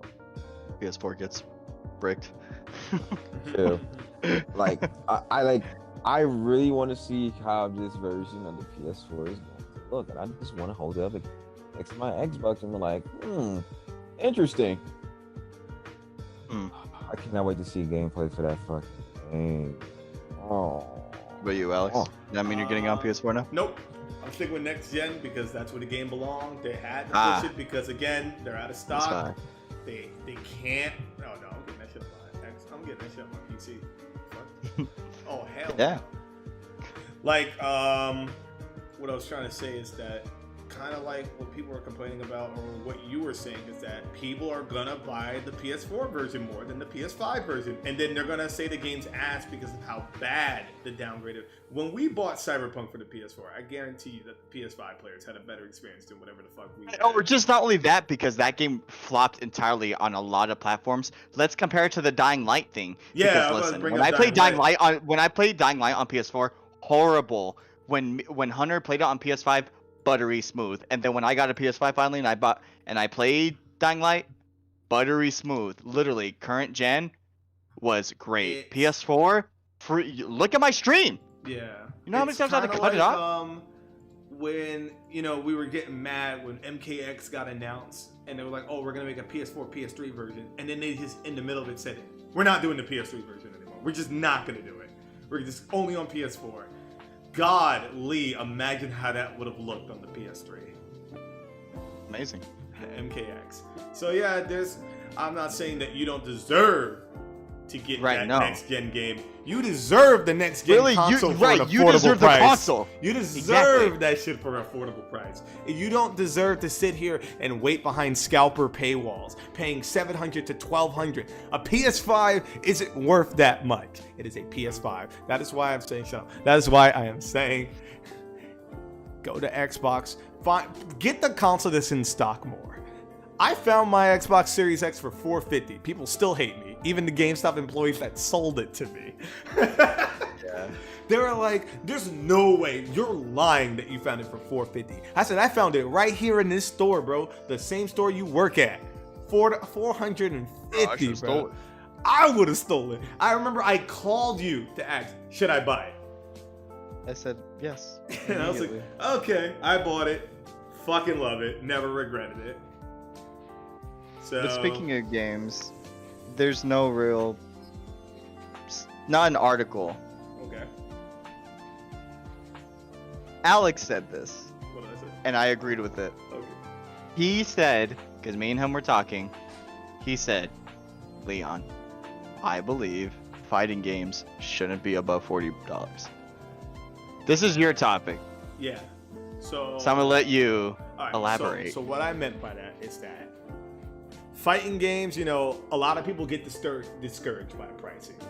But like Street Fighter 5 and Tekken 8, they look great. But let's be real with ourselves. When's the last time a fighting game's been a full, complete roster in like the past 6 years? How many times do we buy a fighting game full price, but we still have to keep dropping 20, 40, 30 for the next season after season after season? Like, I'm just saying we take $20 off because we already know they're gonna update the roster and they're gonna charge us for mad characters. And then years down the line, 6 years later, Tekken 8, Street Fighter 6 is gonna have a definitive edition where someone can just drop in a 60 and get every single DLC known to God.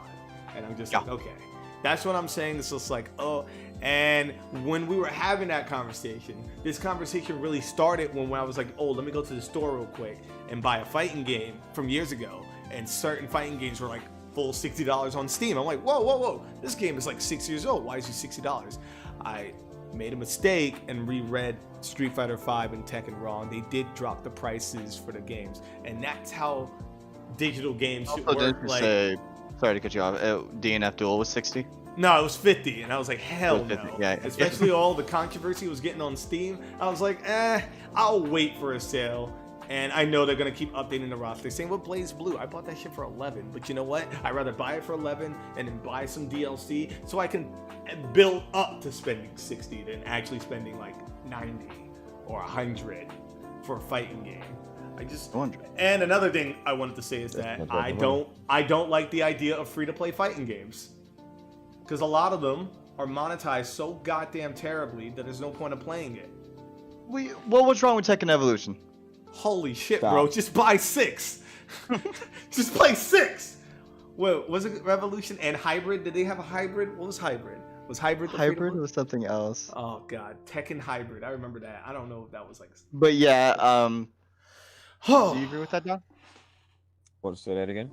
Do you agree with that? That it should be like a fighting game should be at 40. They shouldn't be 60. Yeah. $40. Come on. I mean, I think that would get a lot more people to be like, oh, I'll buy it. Kind of like what got me into buying seafood. I didn't want to pay 60 for seafood. But it was like, oh, it's 40. Well, I'm like, it's all a- right. And again, it's a fighting game, man. You know, you beat the shit out of somebody, you know? Yeah, that's it. Like there's not that much content in a lot of I fighting games. mostly say that there's not, like you said, there's not a lot of things you do. You fight online. Again, I don't even like fighting randoms online. I like just going into a lobby with customs and friends, play the game, have fun for a few hours, done. That's it. That's probably my fighting game experience. I am not a fighting game enthusiast. It weren't 60. But all these day one games, fighting games that are coming out are not fully completed. They're going to be dropping in modes, and you're going to be spending a lot more money. That's why I was like, all right, I bought Street Fighter 5 when it first came out, and we're not going to sit here and say that wasn't the fucking worst launch. Great game. Fuck.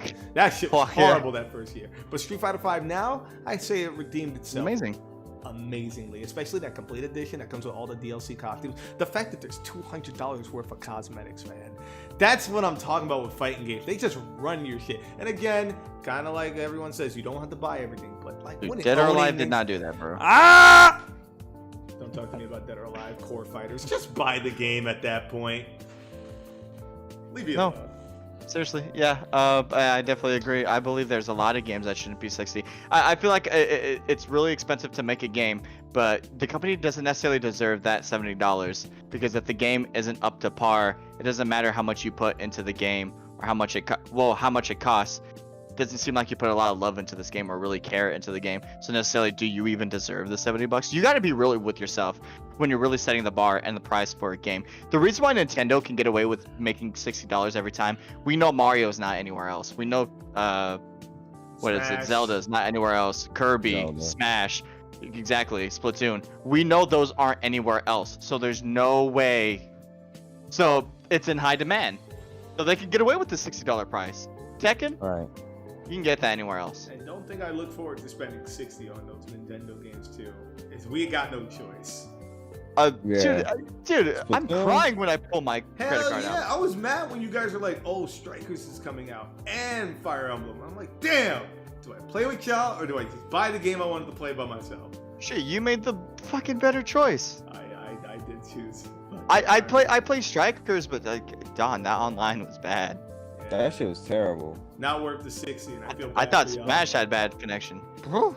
I feel Fuck. bad for y'all. My bad. But speaking of bad things, Oh no. so Last of Us Part 1 came out. Oh yeah, that's all you, bruh. Everyone knows my video. Yeah, the 3 hour And how I felt about original that. podcast with The Last of Us.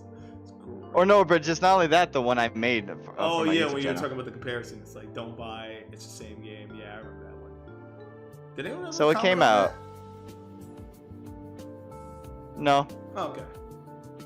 no one wanted to lose an argument. Oh my god. Actually, you're a stuck-up bitch. Actually, you're a bitch, and I'll buy all copies, PC and PS5. I'm like, great. Go for go the ahead. PC one. That's all I'm gonna say. Go for the PC one. Yeah, so it came out, and honestly, guys, it's the same game. I was correct, and the community is split at the moment. Actually, there's a lot of people that love it, and there's a lot of people that hate it. I've been searching for stats, metrics, and sales to see how it's doing, because what I said in my original video, if this is successful, what stops another company from doing the same exact thing that they're doing? And you cannot say that they are not milking this. Last of Us 1 came out 2013. Then they do a remaster. Now they're doing a remake remaster, pretty much. And they're doing an HBO show. You cannot sit here and tell me they're not milking this shit. And they're also doing a standalone multiplayer for it. And they did Last of Us Part 2. You cannot tell me they're not milking this.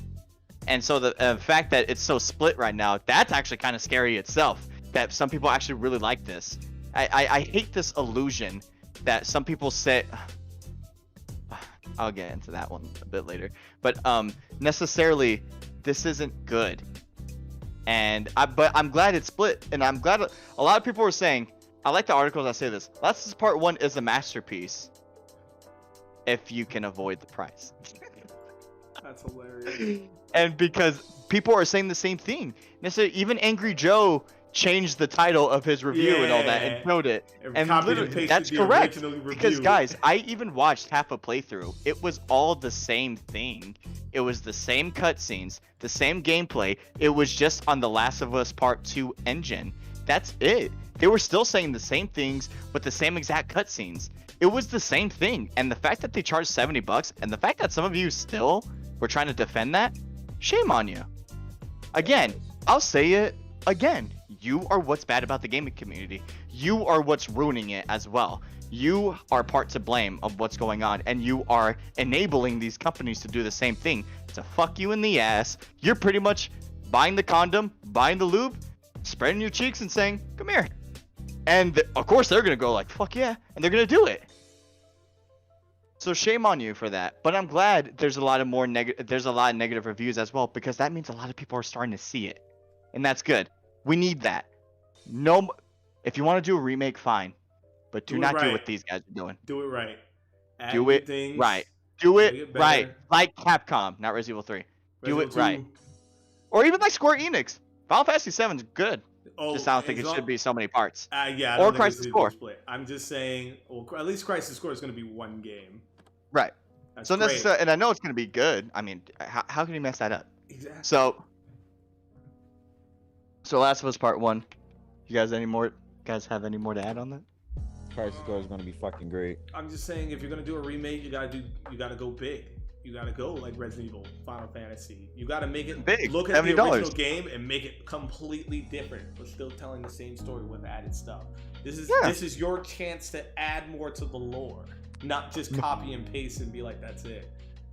Because at least, oh my god, at least Resident Evil did some other shit with that. I love the way 2. I remember how many times I played that Resident Evil 2 demo. I loved it. It was going back to its roots of survival horror. Wasn't like getting away. Oh yeah, I know. I shouldn't say this on the podcast, but I'm gonna tell you, man. I made Melanie play Resident Evil 2 last night.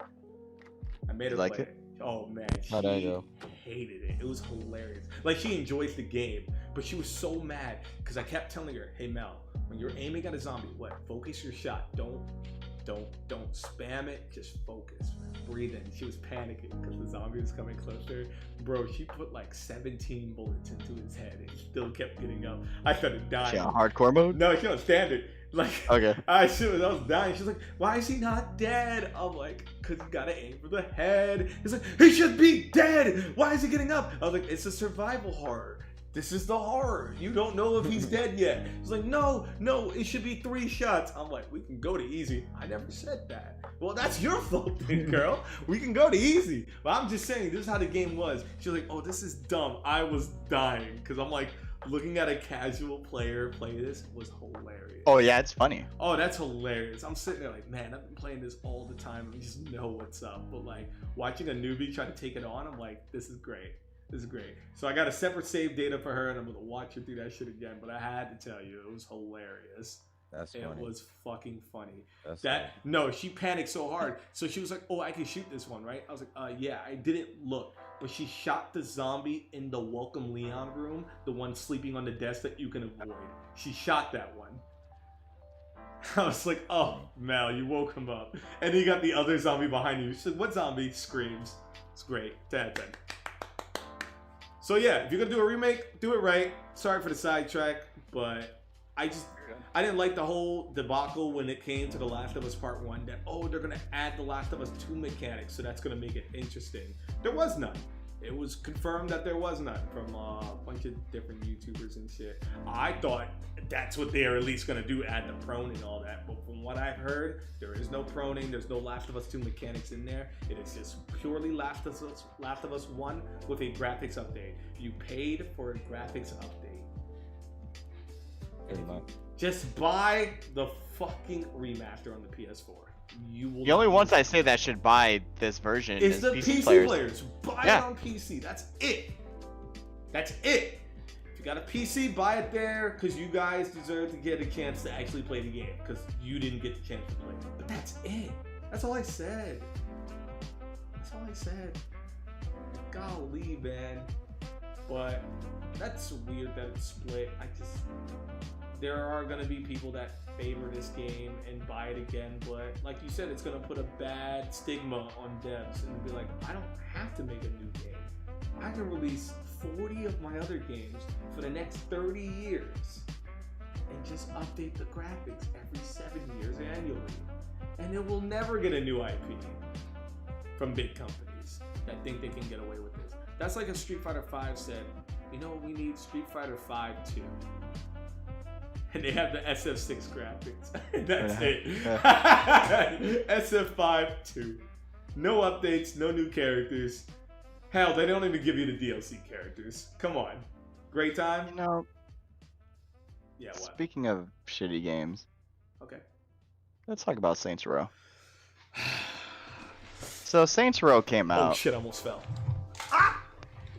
and unless you're looking at Reddit or Twitter, it's nothing but bad reviews. And the reason why I said unless you're looking at Reddit and Twitter, Twitter is Twitter, and a lot of Reddit users are actually, a lot of them are really intelligent. But then there's that community, and you know the community I'm talking about, that are brain dead and have no idea what they're talking about. Okay. They probably think Sleeping Dogs is a great game. By the way, if you think that's a great game, you didn't play Yakuza. You're living in nostalgia, and that game was ass. Okay. Shame on you. Saints Row is getting a lot of heat for not only just being just an okay open world game, really buggy, characters aren't that good. There's a lot of good customization, but other than that, it's just really bad. The shooting's okay. There's nothing really that steps out of the box and makes it go. You could get all of this just by playing GTA, pretty much. And I'm not even that big of a GTA fan. But I can tell you right now, GTA is on a way better scale and a way better game than Saints Row now. If we're talking about like Saints Row 2, different story. Mm-hmm. But necessarily, this game is riddled with bugs. The gameplay is okay. The shooting's not that good. It's just the story is. You want to call it good, I sure. think all the critiques you gotta say can be jumbled up to just all of you guys. Just go watch the Angry Joe review. 50 minutes of him just butchering this game, calling it dog shit, and his final score, a 2 out of 10! A 2 out of 10! It was great. It was a great review. Yeah, I loved or it. even Charlie, critical, he said, there's nothing more that I like about this fucking game. This game is terrible. And rightfully so. I mean, people actually bought this. And again, unless you're on Twitter or Reddit, the reviews are fair. And I've seen lots of gameplay of it. There's so many glitches. It's just uninspiring, uninteresting. For an open world game, it seems like there's not much you can fucking do in it anyway. And it lacks an identity. Yeah. You can just play this game and it just seems like it's just a third-party game that's an open world game trying to be a GTA game. And again, we stopped supporting Volition after Saints Row 4. Agents of Mayhem is a disaster. Gat Out of Hell is bullshit. And now you're fucked up making this reboot of. These are those same people that made those games, by the way, the Saints Row 4 and Gat Out of Hell and Agents of Mayhem. So people that were excited about Saints Row, I think you guys need to replay those games to understand what the fuck you were getting into, because I don't know why you're surprised if reviews are that bad when they made Agents of Mayhem. You think they really learned from that? Agents of Mayhem is dog shit, and I don't care what Volition says. Also, anyone critiquing their shit on Twitter, they were going about it, like talking back to them. They were trying to stand up like they were in the right, like they made something that's actually inspirational. And I'm sending you guys an example of a guy not basically making fun of them, but just critiquing them for what they've done. So if you want to read it, here you go. It's saying, I know you won't listen, but if you want fans to stop complaining and giving all shit, maybe just replace these clowns and give us the real Saints. It doesn't have to be the old crew or just real gangsters. That would honestly clear up a lot of hate you guys are getting. And their response was, haters gonna hate. Yeah. And then, the guy said, if anything, I'm not a hater. I'm defending you guys since people call you a GTA clone, which isn't true. Now I feel like I wasted my time defending you guys. As the boss says, the Saints used to mean something. Only motherfucker that seems to remember that is me, yeah. And then their response was, we are not backing down on this game. We get it. It's new. It's a shock reaction to a reboot like no other. The GIF is supposed to convey that. It's not new. It's not innovative. It's not anything. And then they're trying to cater to Zoomers, talking about the whole waffle maker shit, like memes like that, or the fact that people got student loans to pay. That's not what the Saints look about. What the fuck? Right. Listen, man. All I'm gonna say is this. I'm putting my hands up. IGN gave it a 6 out of 10. That's saying something. If IGN don't give you a 7 and above, there's something wrong. I don't care what any of you say, by the way, or if you're an old IGN worker.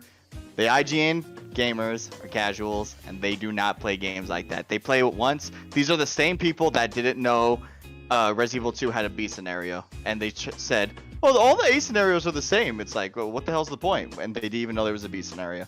So again, if IGN gives you a 6 out of 10, there's something wrong with your game. I like the comments that people said, like, this new crew looks like they would get bullied by the older games crew. They would get bullied. They would. They're fucking They would. nerds compared to what the real ones were. Saint Rose 2, people would mollywop them. Saint Rose 3 So is you just getting Saints Row, Donald? No, what the fuck? What the hell? And they made the biggest mistake of all. They got rid of the penetrator. It's time for the percolator. It's Yo. time. The dildo bat is not in this game. They removed Yeah. it. They want to be Oh, political. I think that's God. the problem. I think they want to be like very clean with it, very nice, and that's not what Saints was about. It's about fucked up shit. What's clean about Saints Row though? These guys are too, like, these characters are not likable. And once you watch the Angry Joe review, you've seen it all. You've seen all this game have to fucking offer. Fix your fucking bugs. There was glitches of people getting in the cars and they just stay into the ground and the car would move and it would teleport you back where you got in the car because the game didn't register you were in the car in the first place. There was just so many bugs. The AI shit. He recorded a boss fight where he fought a boss and that boss didn't do shit. They literally just, it was like a bullet sponge and died. And then they're like, I give up, you win. They really didn't do shit. It was so boring. And then it was like the guns are ass and all that shit. But I'm just mad at the fact that they're trying to stand up for themselves on Twitter. Like, guys, take a fucking hit. If Critical calls you ass, you are garbage and no one's gonna buy this shit. And if you did, I feel bad for you. Like, you know, certain people that we know that bought it and slowly in denial. They're in the 5 stages of grief right now. Like, you know, they're going through it. Cause this game is $60 fucking. I should be paid to get this game. Like, you should go over there and pay me for how bad this shit is. It's really bad. It's really fucking bad. Yeah, fucking. No, and fuck you guys for thinking that you're in the right. You made a shit game like you always do, and you ruined Saint Rose. You ruined it. You ruined what was a good game. That's why you're fucking streaming Saint Rose 2, because you're having fun. What the game was supposed to be about. Yeah. Saints Row 2 gave me like 14 fucking subscribers because people love that shit. And I know 3 is not the best one, but 3 was the last good one. At least it was good, I love playing 3, man. Right. Like, I like the whole running up and then putting my nuts in someone's face and dropping them to the floor. Because at least they gave up going for something serious and go for a more comedic side of things. I like that. But you guys fucking shat on your own IP and then get mad that people don't want to buy your garbage. Your AI sucks. You suck. And I will say it. This is Cross Platinum. Fuck you. And stop making fucking games if you're going to make cash grabs. Right. That's a cash grab. That is a fucking cash grab. Right. This is a fucking cash grab. And shame on you for not listening to your consumers. Because he was defending you. If anything, he was critiquing you. There's a difference between complaining and critiquing. He was not complaining. He was critiquing you.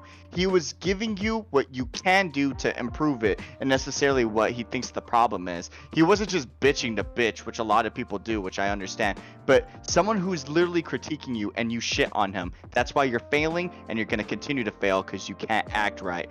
Epic did the same thing with Paragon and look what happened. Now they listen and Fortnite is one of the best things now. So fucking look at them and see what happened.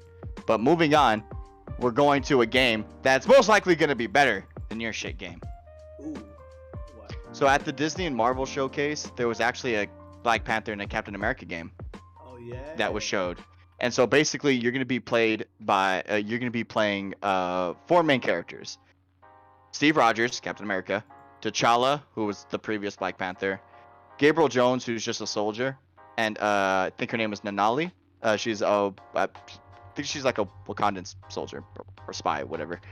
And it's apparently set in World War II, and pretty much it's gonna be like a story-driven game, like fast-paced, because it was by like an ex-executive, I think, or writer that from Uncharted. So they helped with Uncharted, and so she will be writing the game. So it takes place in World War II. That's all really that we know. Yeah, the World War II setting was picked because it was a formative era. Steve Rogers, something they might be fun to cross over with Black Panther. And Denali, meanwhile, is a character who only appears briefly in the comics. So, you know, necessarily, they're working on it right now. And we already know it's going to be a really a really story-driven game because I mean it's a person that worked on Uncharted. If anyone knows anything about Uncharted, it's usually very story-driven. So, Don, does that excite you? Like, maybe we'll get like a 4-player co-op World War II setting game, Marvel-wise. Yeah, it does. I'm only really excited about the co-op. I love a good co-op game, honestly. Right. As long as they do it right, I'll be satisfied, really. All right. Alex, you excited for it? I know you like Captain America. I do. I actually do like Captain America. I used to have all the T-shirts. I love the little inspirational speeches he gives. He really is. Vitamins are good. Vitamins are good. Oh, God. Remember, so you got detention. I love that shit. But I love Captain America, man. It's one of my favorite heroes. It's I played really as exciting. an Avengers, and unfortunately, he has the worst mobility in that game. Everyone else is like, course Hulk, he does. jump, Thor, fly. Iron Man's like, I'm right behind you. Black Widow's like, I can just grapple hook and just go. I'm gonna get there. Forgive it. I can wall run. I played Dying Light. How do you know? Yeah. Yeah, he takes too long. Hopefully it's good. Let's just see It's what the gonna fuck be. it's gonna be. Yeah. So, since the last podcast, Multiversus came out. The actual game. No. The actual game, and it's been doing actually horrible. It's actually been doing really bad. A lot of people have been complaining about it. A lot of people they've actually been losing players, and I posted a whole bunch of stuff on it. I posted 2 things. There's Steam charts because a lot of the players are like on PC and all of that, and also there's many articles. The player count is shrinking rapidly. And even in the article, he's just like, there's no like real like thing to point out why it's losing. I can tell you why. I don't know if we said it on the last podcast. We probably did. We said a lot Right. of shit. Right, but necessarily, Actually, no, I know we were weren't critiquing it. We were warning them, don't fuck with the mods. And then the Yeah. microtransactions were too much. right. We were praising it and saying the microtransactions might be a bit bad. Not only did it get worse for the microtransactions, the grind was still really hard. Yes. And the skins weren't worth it, and then the battle pass came out and it was lackluster. A lot of people didn't like it, and a lot of people left. Right now, in the last 30 days for Multiversus, their peak players 43,205. Last night? Their average play Holy shit. last 30 days, the average players 15,564. They lost right now in the last 30 days 25,988, and so they lost 62% of their player base. Jesus Christ. So right now Dang. people are playing, it's like 9,000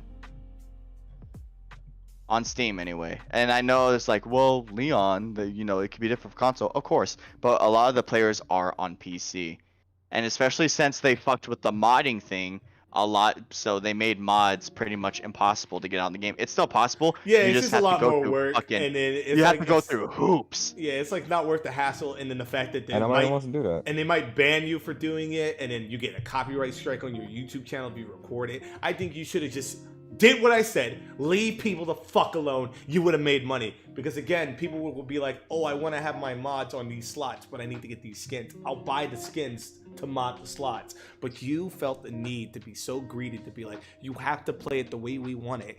You have to pay for these skins. Your skins are garbage. You should feel garbage. And I hope your game fucks up because of how bad you are. I feel bad for player first games, but Warner Brothers is shit and they haven't been good with monetization. Look at Mortal Kombat. 3 characters, aftermath, story shit. What was that, $40? $40. That was fucking ass. This is another thing, like I said. Like 15. Fighting games shouldn't cost this much, bro. 3 characters. Play a $40. fighting game, bro. Nah, it was 60.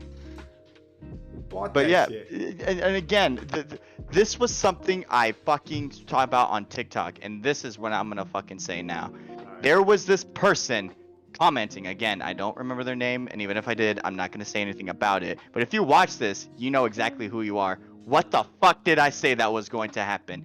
I fucking said in that fucking clip that there was a lot of negative things, and this person was trying to debate me, trying to tell me that, oh, you don't need to buy the cosmetics, so necessarily it's not a bad thing. You can earn everything really, like really good and anything like that, and it's easy, and necessarily the battle pass is good.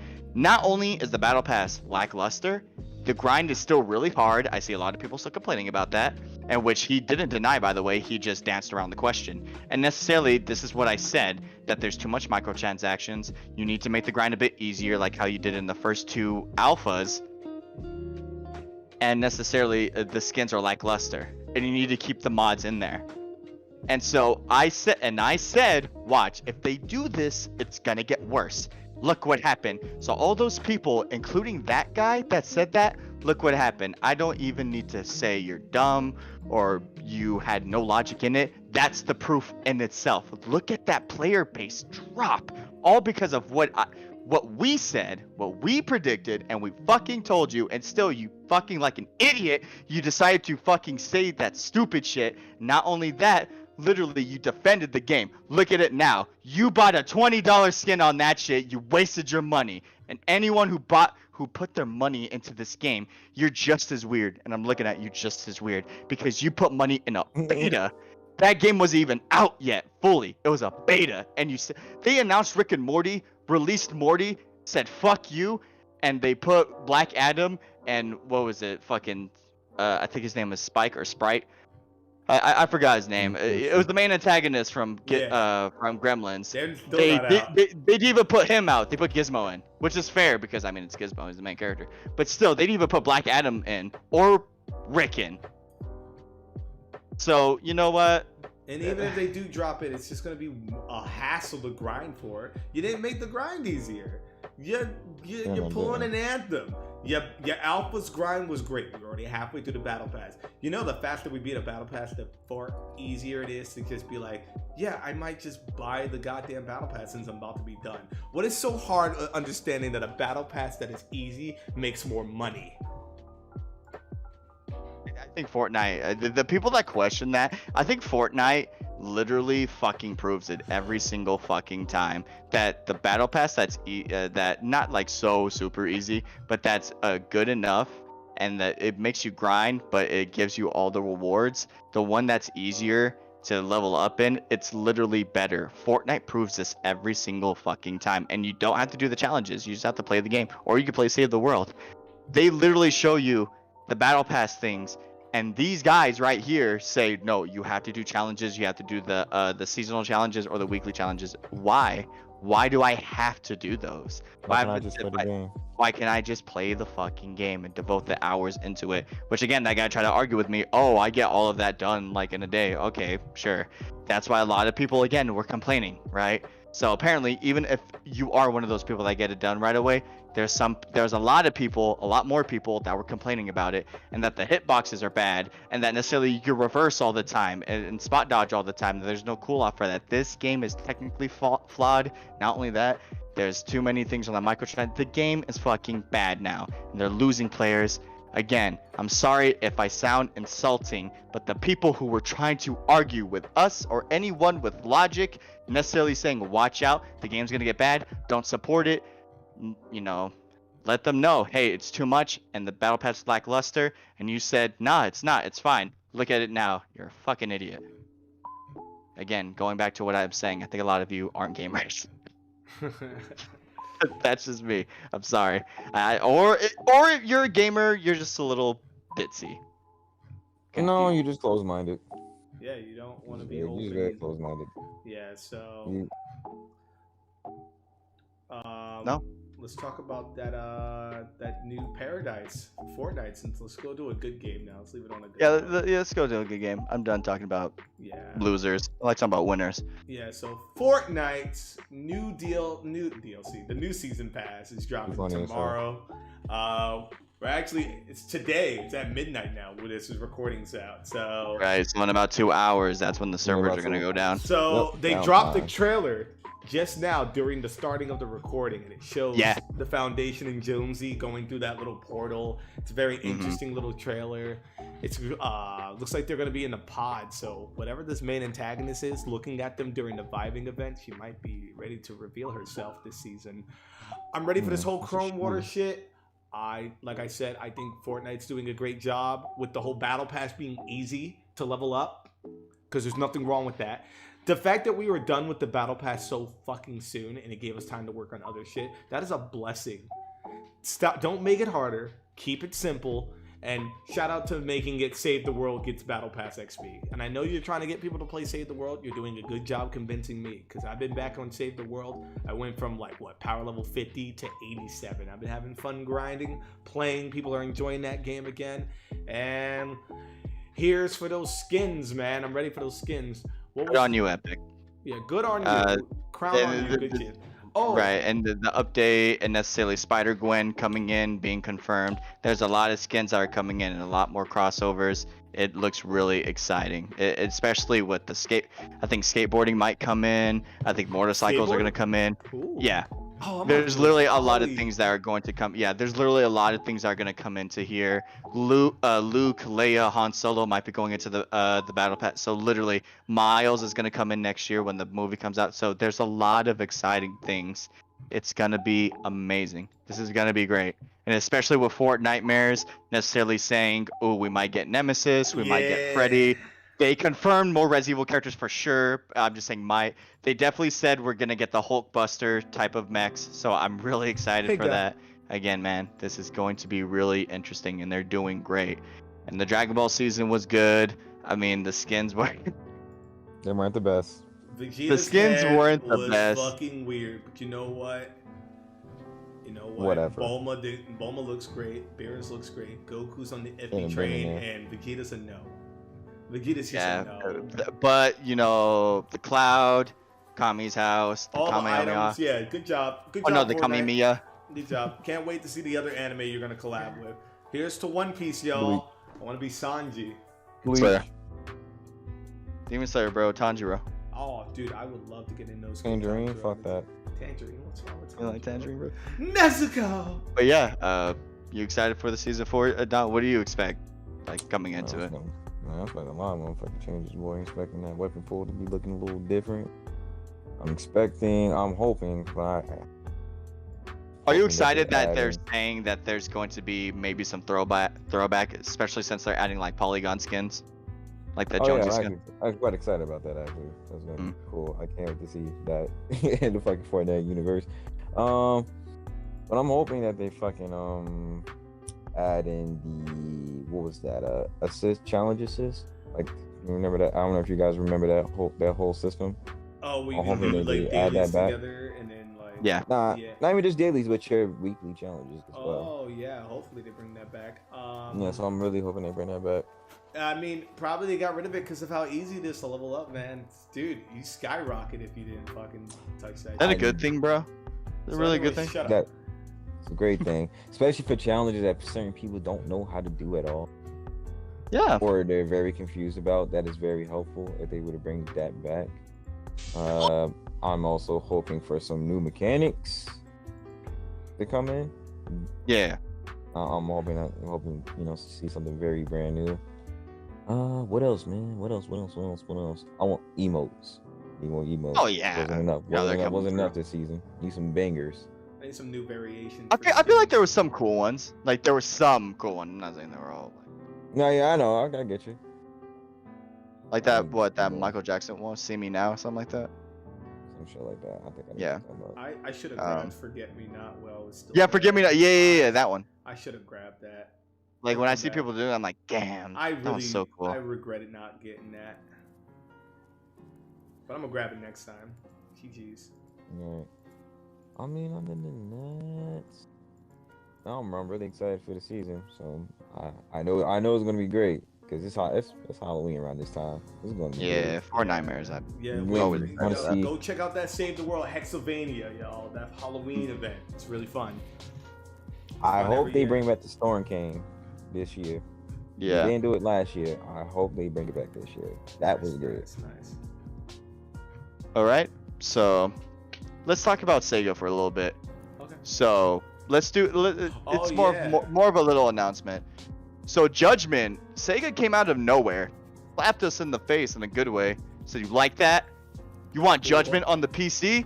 Here you go. They gave us the first Judgment and was it Lost Judgment? Yeah, both of them. 1 and 2. Yeah, they gave us both of them, 1 and 2 on the PC. Literally, they said, take it. Not a and PS4 exclusive anymore. Not exactly. And God, it brings me so much joy.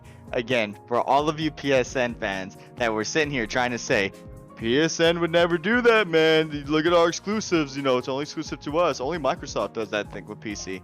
Look at it. I'm telling you, man. If it makes you feel better, I'm going to send you a screenshot of what the front page of Steam looks like right now to make them more laughing moments. Right, and not only that, just like a side note, PSN is coming out with like a little, well, apparently there's rumors that they're working on like a little app launcher for PC for cross-buying. So you can, if you buy stuff on PC, you could take it to the PlayStation, or if you buy stuff on PlayStation, you could take it to the PC. So again, they're working with PC. So I remember those people I talked to on the Discord like 2 years ago that I said they're already making a deal with PC, and they said they'll never do that. How are you doing now? You see what I mean? Sony may be dumb, they're not stupid, and necessarily thus they saw the writing on the wall, they saw what's happening, they're making deals, and necessarily this is one of the better things, because I was really excited. I was gonna buy Lost Judgment on the Xbox. I really was. Was Lost Judgment on the Xbox? No, it wasn't. No. Shit. I don't think Judgment. None of them were. Judgment literally was only on PS4. Oh no, that's Yakuza. My bad. Yeah, Yakuza. But Yakuza was once exclusive, but then it moved over. Yeah. My bad. Same universe. Changed my mind. I mean, same neighborhood. Actually, it says same neighborhood. Judgment's on everything now. Oh yeah. Xbox okay, Series yeah. X and S, so it's on the next. Okay. So yeah, Judgment is on that. Okay, yeah. Cool. But necessarily, it's not the exclusive anymore. So I think. You think that's? Were you how happy were you about this, Alex? I already. That it came to the PC. I'm happy for the.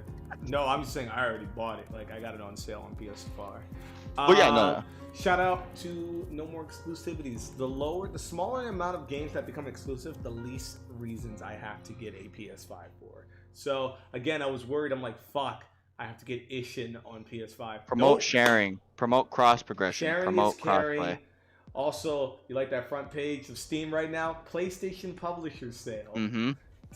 PlayStation's really making their face be known. Oh yeah, they want it, man. They want that. I'm telling PC you, if they have that bread. application being worked on. Yeah, so can't wait. Hopefully, I can link my old account and actually get all my shit on that PC shit. Cause like, if that's the case, then I would love to re-download some of the games I got on my PS4 to my PC. Why the fuck not? But if they're not gonna do that, fuck you guys. If it's only PS5 only games, you know, you'll lose more money. But screw you guys. But yeah, I'm happy. I'm glad PC players get to enjoy that shit. I can never see it. I don't see it as a problem. Wait till a few more weeks. The mods are gonna be crazy. You like that shit, Don? You buying this game now? Nah. What are you doing, bro? I'm buying it. Come on. Come on. It's not my style, bro. That's just I get you. I get you. Your style was Elden Ring on the PS4. Never mind. Yeah, bro. What about it? Nah. Your style is self-aware. So You see your scratch marks on the wall. Speaking of scratch marks, No. talk about Dead by Daylight. fuck y'all. Fuck the both of you. So necessarily, since last podcast, Project W came out, and fuck. Damn. What do we say? He's cool. Wesker's I like awesome. using Wesker. Wesker Rebecca's is lovely. awesome. I have not Rebecca- He played is cool, but Ada is okay. They changed the RPD map, so they opened up the front, but they made an east and west wing. So in some maps, the helicopter side is blocked, and some other side of the map, and in the alternative version of the map, the Stars office is blocked. So necessarily they shrank it, but they put it more into the middle and kind of squeezed everything in. So necessarily a lot of players, well, really more survivors, are complaining that it's too small now, while the killers are kind of happy. And why not? because necessarily now all the generators are closer, so you can pull everyone to the middle and make them do that out and make them do the outside gens. So now when it's only one gen left, all three of them are kind of in a triangle, or not even in a triangle, they're right next to each other. So you pretty much already win. So that map pretty much single-handedly became killer-sided, so now a lot of people don't like it. There were a lot of nerfs to the survivor side, to the point where right now, if you go and if you want to play a game of Dead by Daylight, you go to the survivor side, your queue time, maybe 10 seconds. Killer, about 10 minutes. Don and Alex are a witness. Oh, dude, it takes Literally. I literally look away and then get on my like computer to play something on the side while I wait. Yeah, because literally it takes forever to find someone because no one wants to play Survivor right now because there were way too many nerfs. They nerfed Metal of Man again. They nerfed what was it? They nerfed Iron Will.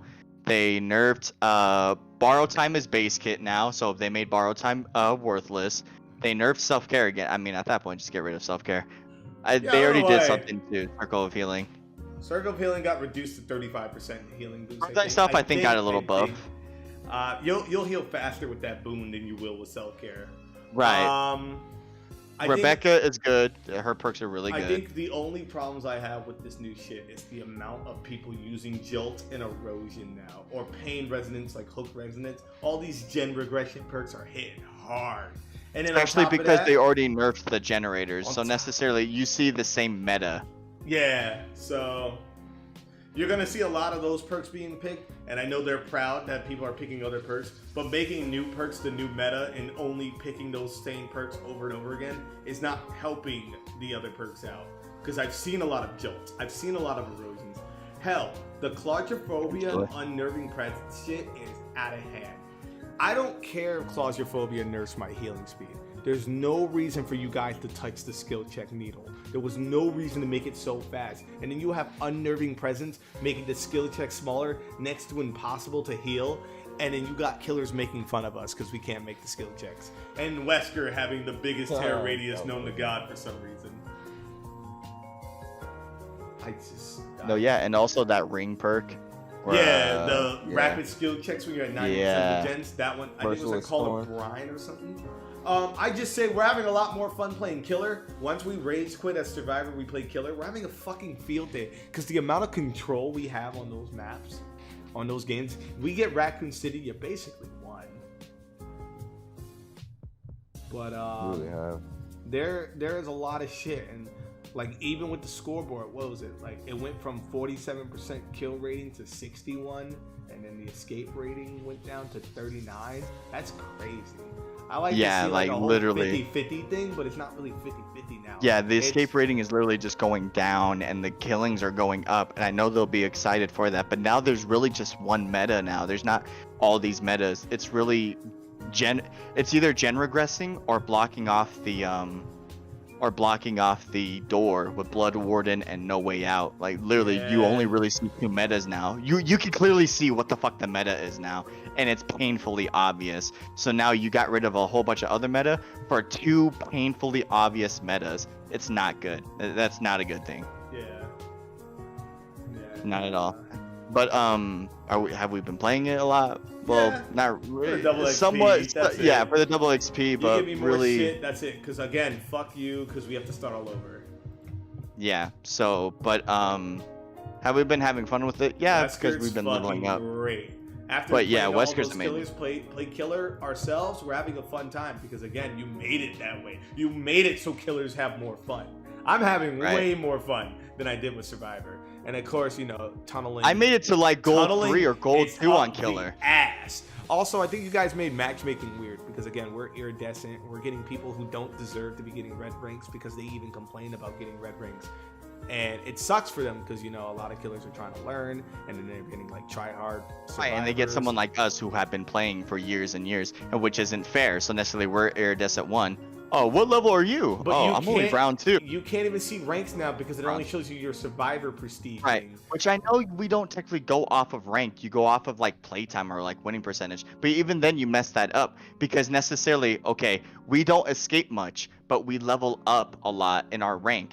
but necessarily we get better players, right? Because of the escape route. So necessarily you're giving players that maybe get lucky and survive, you're giving them to the tryhards, and you're maybe giving us to the people who aren't that good because we don't level up that much. Yeah, we we're don't dying. that much. And then again, Yeah. the tunneling is being so bad. You had to fucking bring up how bad the tunneling was, and had to bring back borrowed time because you guys nerfed borrowed time. You're not getting away with that. Y'all nerfed it.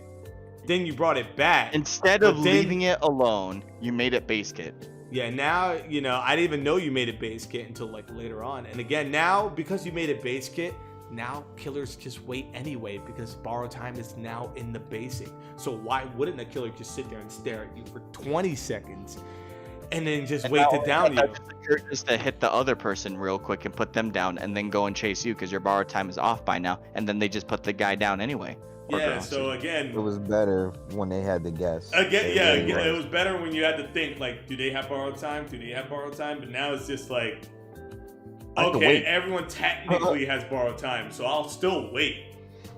Like, I'm still gonna get you. And again, people are gonna come in here, argue, it's like, oh, but it's 10 more seconds. But it's like, it doesn't matter if the killer really wants you dead. And people are commenting, well, if I want you dead, you're gonna die. Like, yeah, you're right. But again, did you have fun? You got away. I don't know why you didn't have fun. You got away. Fuck that guy. That guy is fuck that guy. But like I've been just dealing. I just remembered. I try to stay humble, and I try to be nice to a lot of people in the Dead by Daylight community because a lot of people in the Dead by Daylight community are incels or they're just weird and. And necessarily, there's a lot of people who are rude and disrespectful in this community. So it's so hard. Like, I understand why people get frustrated. Like, the more we played it, I recognized the more like aggressive we were necessarily. But we're in our own party. Like, we don't project that onto other people. We're with ourselves. We're with the boys. How you play. Exactly. Like, No. When you tunnel me after 3 gens just got popped right away, I totally understand it. You need to even out the game. So necessarily taking one player out kind of evens out the game. So I totally understand it. It fucking sucks when it happens to me, but I totally get it. And fuck, I do it too. Also, the people that are making fun of us for having TTV and YT, like anyone making fun of like Twitch streamers and YouTubers. You guys are fucking weird. It's not even about it. Like, if you don't want to watch us or click on the channel, don't ever click on it. You'll never know the opinion that someone has. But don't feel the need to feel like you're high and mighty because you don't stream. Right, or because you bully Twitch streamers or YouTube congratulations. streamers. I understand. Like, I understand a lot of streamers. Streamers get a bad rep because a lot of streamers are weird, and I totally understand that. But you cannot make a generalization about every single streamer because you would be supporting a certain stereotype, and necessarily you want things to change. Yet you're literally just going with the stereotype, which is not good. Be different. Be humble about it. Not every streamer is the same way. And if that streamer is the same, guess what? Just block them. That way you don't have to meet them again or see them. That's it. Yeah. Like, these people really try to get mad at us because necessarily they died, and then they got mad at us saying, oh, of course. This person called us alphabet people. They're like, of course the alphabet people have to make their presence known. That is one of the most bootiest insults I've ever heard. Your insult was garbage. I laughed about that for weeks, man. That's a meme now. That's our meme. The alphabet gang. We're alphabet gangs, guys. Because whoever you are out there, we're alphabet gang, and we're about that. Right. TTVYT, suck my dick. How about that? Yeah. SMD at the end, bitch. But yeah, no. That was funny. Dead by Daylight is in the state right now. It's not looking too good. So, hopefully, Dead by Daylight, you see it. Hopefully I felt like the battle pass was a bit more decent. I ended up getting it because we beat it so quick. Yeah. So we got it. Oh yeah, the battle pass is a lot faster. Same thing. That's the only good improvement I have. You made me want to buy it. You did good. Exactly. And now I'm never going to put money into the battle pass again because I'm going to hold on to that money, beat it again, cash out, call it a day. So thank you guys for making an easier fucking battle pass, because I spent all that time proving how easy it was to level up as killer, because you even have to kill to level up fast. But now, holy shit, fucking godly. So yeah, dude, do you like where it is, Don? Do you like the state of Dead by Daylight? For the most part, yeah, it's okay. Yeah. Only I because mean- I get a lot more blood points. And Yeah, I the have a hard market. time by default. So it's nice for the most part. Oh yeah, another thing. You guys did make the grind easier with the whole perks being passed to everyone. Great job on Thank that you. play. Thank God. That was one of the only reasons I came back, because I damn sure didn't want to go back and try to make an Ultimate Survivor again. That took Yeah. forever. But I the fact already that got finished six. it- I already got 6 fucking like characters. Yeah, on the fucking fact that I Prestige 3 finished without like a perks. character in like 3 days, it was amazing. Thank It was you. Amazing. So thank you for the grind making easier. I'm slowly letting go of the PS4 account, and I'm not buying that shit again. So fuck you guys. But yeah, moving on from that, again, Sega, they came out of nowhere and basically said, "You guys are getting a duo protagonist this round, because what was it, Like a Dragon 8?" So it was so basically it's going to be with Ichiban and Kiryu. A lot of people liked it, and actually, I kind of want to talk about that too. A lot of people didn't like that. Basically, they were pretty much saying they have to lean on Kiryu to carry, because basically, kind of like what, like it's a cash grab. No, kind of like Yeah. Fire Emblem with the whole. Kind of like Fire Emblem Marth. as the whole crossover. Oh, they have to lean on Uh, Marth. They have to lean on these people. I think which- you guys are fucking weird, because I love crossovers. I don't care till the day I die. Crossovers will always be the best thing. I don't ever. get. We're in a generation that grew up like on the Timmy Turner crossover with Jimmy Neutron. The Generator Or ne- Rex and Ben right. 10, Billy and Mandy, Right. the kids next door. Exactly. Lilo and Stitch meeting a bunch of Disney characters. Kim Possible, motherfucking Right. Benny Or even- Crowd. Huh? Right, or even like iCarly and Victorious, or That's the a Sweet Life of Raven. Zach and Cody. Yeah. Yeah, so we grew up on these, and these were fine, but for some fucking reason, we grew up, and a lot of people now are like, I don't like crossovers, I like original things. And half of the time, the original things, they do it with Fortnite too. Like, some people on Twitter really try to say, oh, the original characters were so, like, they were so original and good, and they look like dog shit, like Beach Bomber Ramirez. That's Yes, just a I have. fucking Yes, reskin. I have the skin, but it's a reskin of a fucking original character, just dressed in booty shorts and a fucking crop top. That's But your that's original crossover. to you guys. Baba That Booey. right? That's That's your awesome. Yeah, crossover. what you But did. Spider Gwen, or fucking the Foundation, Sloane, all of them, go fuck yourself. What? Like these characters are awesome. What are you kidding? Even the newer skins of Jonesy are cool. So what the hell? But really, other than the people being weird about this, I actually find this really exciting.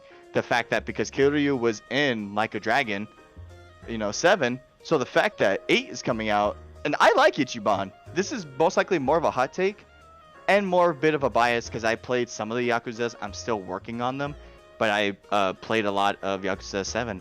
I actually like Ichiban more than Kiryu. And I know a lot of people be like, oh, what are you doing? Because I like Ichiban. Ichiban he can whip your ass, but he's stupid at the same time. He's really funny. And because he likes Dragon Quest, there's a lot of like Easter eggs in that, and his personality, and just how silly he is, especially his hair. I think it's funny. But it's cool. It's gonna be turn-based again too. So in your face, anyone that was trying to say anything about turn-based RPGs, apparently it was really successful. Again, Fuck metrics yeah. say that's the second best Yakuza, right behind Yakuza 0. Nah, anything past 4 is garbage. Don't make me make that a topic. No, don't. Mm-mm. That was good. Yeah. That was me. Yeah, Me. it was you. No. it So, was yeah. me. Uh, Me. Oh yeah, oh no, I know it's a meme. But since this is a thing now, Alex, are you gonna get this game? Are you excited for the game? I fucking muted myself. My bad. There's some shit going down. Big fan of Yakuza. I'm gonna play every game. Already made it clear. Gonna stream it. You already know. So I buy every Yakuza. Fuck you. Fuck yeah. I'll be back. Cool. What about you, Don? Is this gonna push you to get more into the series? Maybe when it's closer to the release date and we see more game on the game. Depending on how the gameplay looks, I will buy it. Well, even if I'm not really sold by the gameplay itself, it is a beat 'em up. If I'm not mistaken, this one is a beat 'em up. It's a turn-based again.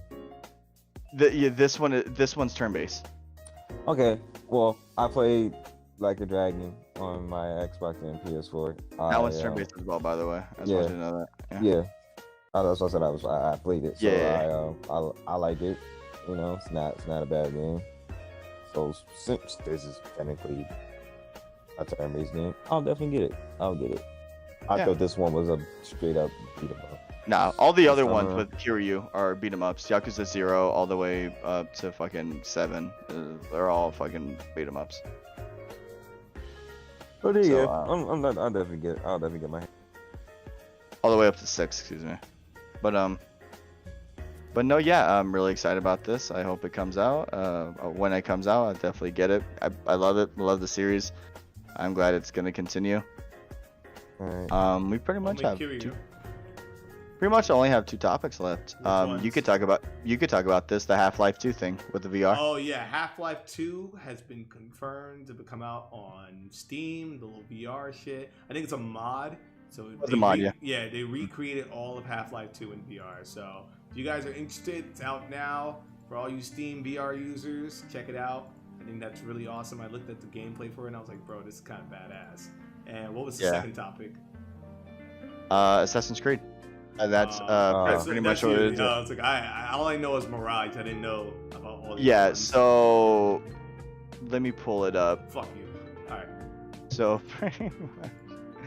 pretty much Ubisoft came out and they are looking at the list of every Assassin's Creed game in development, it's clear that the series is pushing it into new territories. We have 2 new flagship open world RPGs, ambitious mobile games, and a standalone multiplayer game and interactive hub.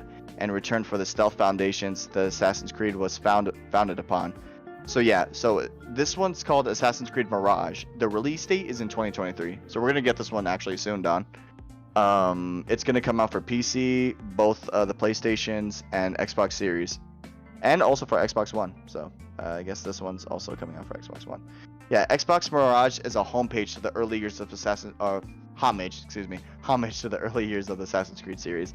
It's a return to the running across rooftops, stalking targets through social stealth, and carefully executed assassinations that the foundations of Altair and Ezio's original adventures set in Baghdad and starring a younger Basim. Assassin's Creed Mirage is going to be a smaller, more self-contained narrative adventure, a breath of fresh air from the sprawling open-world RPG antics of Assassin's Creed Valhalla, Odyssey, and Origins. There's simplicity to Assassin's Creed Mirage mission statements that we can't help but appreciate, and we're keen to see in action in 2023. So Mirage is going to be more to the first ones, which I love. Actually, my favorite one is either between 1 and 3. I love Ezio, don't get me wrong, but I just loved 1 and 3. Yeah, and this one's to be determined. This is Assassin's Creed Infinity. Assassin's Creed Infinity, basically, Ubisoft is effectively building an interactive hub that will function like the Animus, allowing you to jump between different historical playgrounds while simultaneously progressing the modern-day narrative framing that has been with the series since the beginning. The first 2 games to join the Infinity Hub will be Assassin's Creed Codename Red and Assassin's Creed Codename Hex, and it is then expected to expand and evolve over time. So it's like a little hub that you can jump to Assassin's Creed on. Now, Assassin's Creed Codename Red. This one's going to be an open RPG. I'm going to tell you that right now. So, Codename Red is expected to be the first game to join the Infinity Hub, and the sequel that will finally deliver on a long-standing fan request. Codename Red is set in feudal Japan, however you say that. And development of Assassin's Creed Odyssey, Ubisoft Quebec, Codename Red, will let us live out a very powerful shinobi fantasy and has been described as the future of the open-world RPG Assassin's Creed games. It's a wildly exciting proposition, and we're eager to see what Ubisoft delivers. I'm reading off of again, all of these will be in the description, but necessarily I'm just reading off the articles. This is what they're saying, and necessarily there's Assassin's Creed Hex, Hexe. So Hex is being positioned as a very different type of Assassin's Creed game. Details are few and far between, but we do know that it's being created by Assassin's Creed Valhalla developer Ubisoft Montreal, and the former Watch Dogs Legion creator, director Clint Hawking will be leading production. The first trailer and game codename suggests that Assassin's Creed Hex will be set in the 16th century Europe during the infamous witch trials. The engulfed exactly. engulf the Which- region, we would be in a weird subversive open world RPG with the codename Hex, and we're honestly here for a little more experimentation for the Assassin's Creed series. While it sounds fun, the director, what was it? Yeah, the leading production, the creative director, Clint, he was the creative director for Watch Dogs Legion, and that game was shit. So that one kind of makes me like cringe a little bit. I'm like, Yeah, that's bad. Watch Dogs Legion's bad. Yeah. Shit garbage. So This is necessarily, worse. then there's Codename Jade. That's pretty much the last one. Oh, that's on iOS. Well, we don't skip that. Yeah, that's No. just there's 2 Assassin's Creed games coming out on, on the mobile device. It'll be set in China, and yes, you will be able to parkour across the Great Wall. So I think that's pretty cool. Then there's Assassin's Creed Netflix. I think that's another one that's going on the phone. Yeah, Ubisoft and Netflix have entered a pretty board collaboration agreement. There's a Netflix Assassin's Creed series in production, so look out for that. And 3 mobile games in development for Netflix video game platform. So Ubisoft is doing big things right now. Yeah, especially with the Mario Rabbids thing coming out soon. Oh my god, I can't wait. I got work Yeah. to do. So, does that make you excited, Alex? Or like I'm only interested for the Mario stuff. I was like, I haven't been invested in Assassin's Creed since Origins, really. I haven't touched it since. But I will go back and play Origins, try out the other ones. But can we just talk about how the fact that Rayman's finally being added as a DLC in Rabbids? But I just still find it weird that they're adding. They already announced the DLC before the game's out.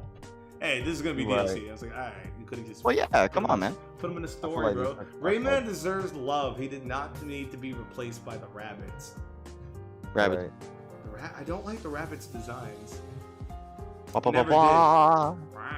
Rabbits are just minions. Yeah. Yeah, they pretty much are. They are But not yeah, cool. that's pretty much it. Dude, There we was a covered lot. There was a lot. That to was a cover. lot. That was instantly like 3 hours. That I am so was- fucking tired. I know. We gotta do this monthly, so we don't have to do like all this. Yeah, stuff. and again, this is why we do it monthly, guys, because so much gets announced. It'd be disingenuous if we did it every week or every 2 weeks. I know some people do that, and if you can do that, hey, great for you. Right. But I can't do that. I can't just make up shit on the fly. So my dog ran across the living room, and Xbox is getting an update on Netflix. Like, I can't do stuff like that. That's so necessarily, yeah. Is there anything else you guys wanted to add? Cyberpunk animes amazing, apparently, from what I've heard. So if you Yeah. haven't got the chance, go watch that. And Genshin Impact anime's been confirmed. Yep. So that was like the only gaming things I've heard. 343. Right. We can get that together. Okay, Oh for yeah, 343, yeah, for 343. Halo. Yeah, we should. Yeah, they were they're Yeah. on thin ice. Everyone's talking about 343 fuck ups, man. I forgot all about that shit. I did too. But yeah. But no, yeah. Okay, it. then yeah. That was it then, yeah. Thank you for watching. Cross Platinum and Spanky You Nasties, of course, Yeah. their YouTubes, their streams will be in the description, so please go follow them and subscribe to them. Of course, you subscribe to me as well. But no, other than that, yeah, we're out of here. Fuck this. Peace.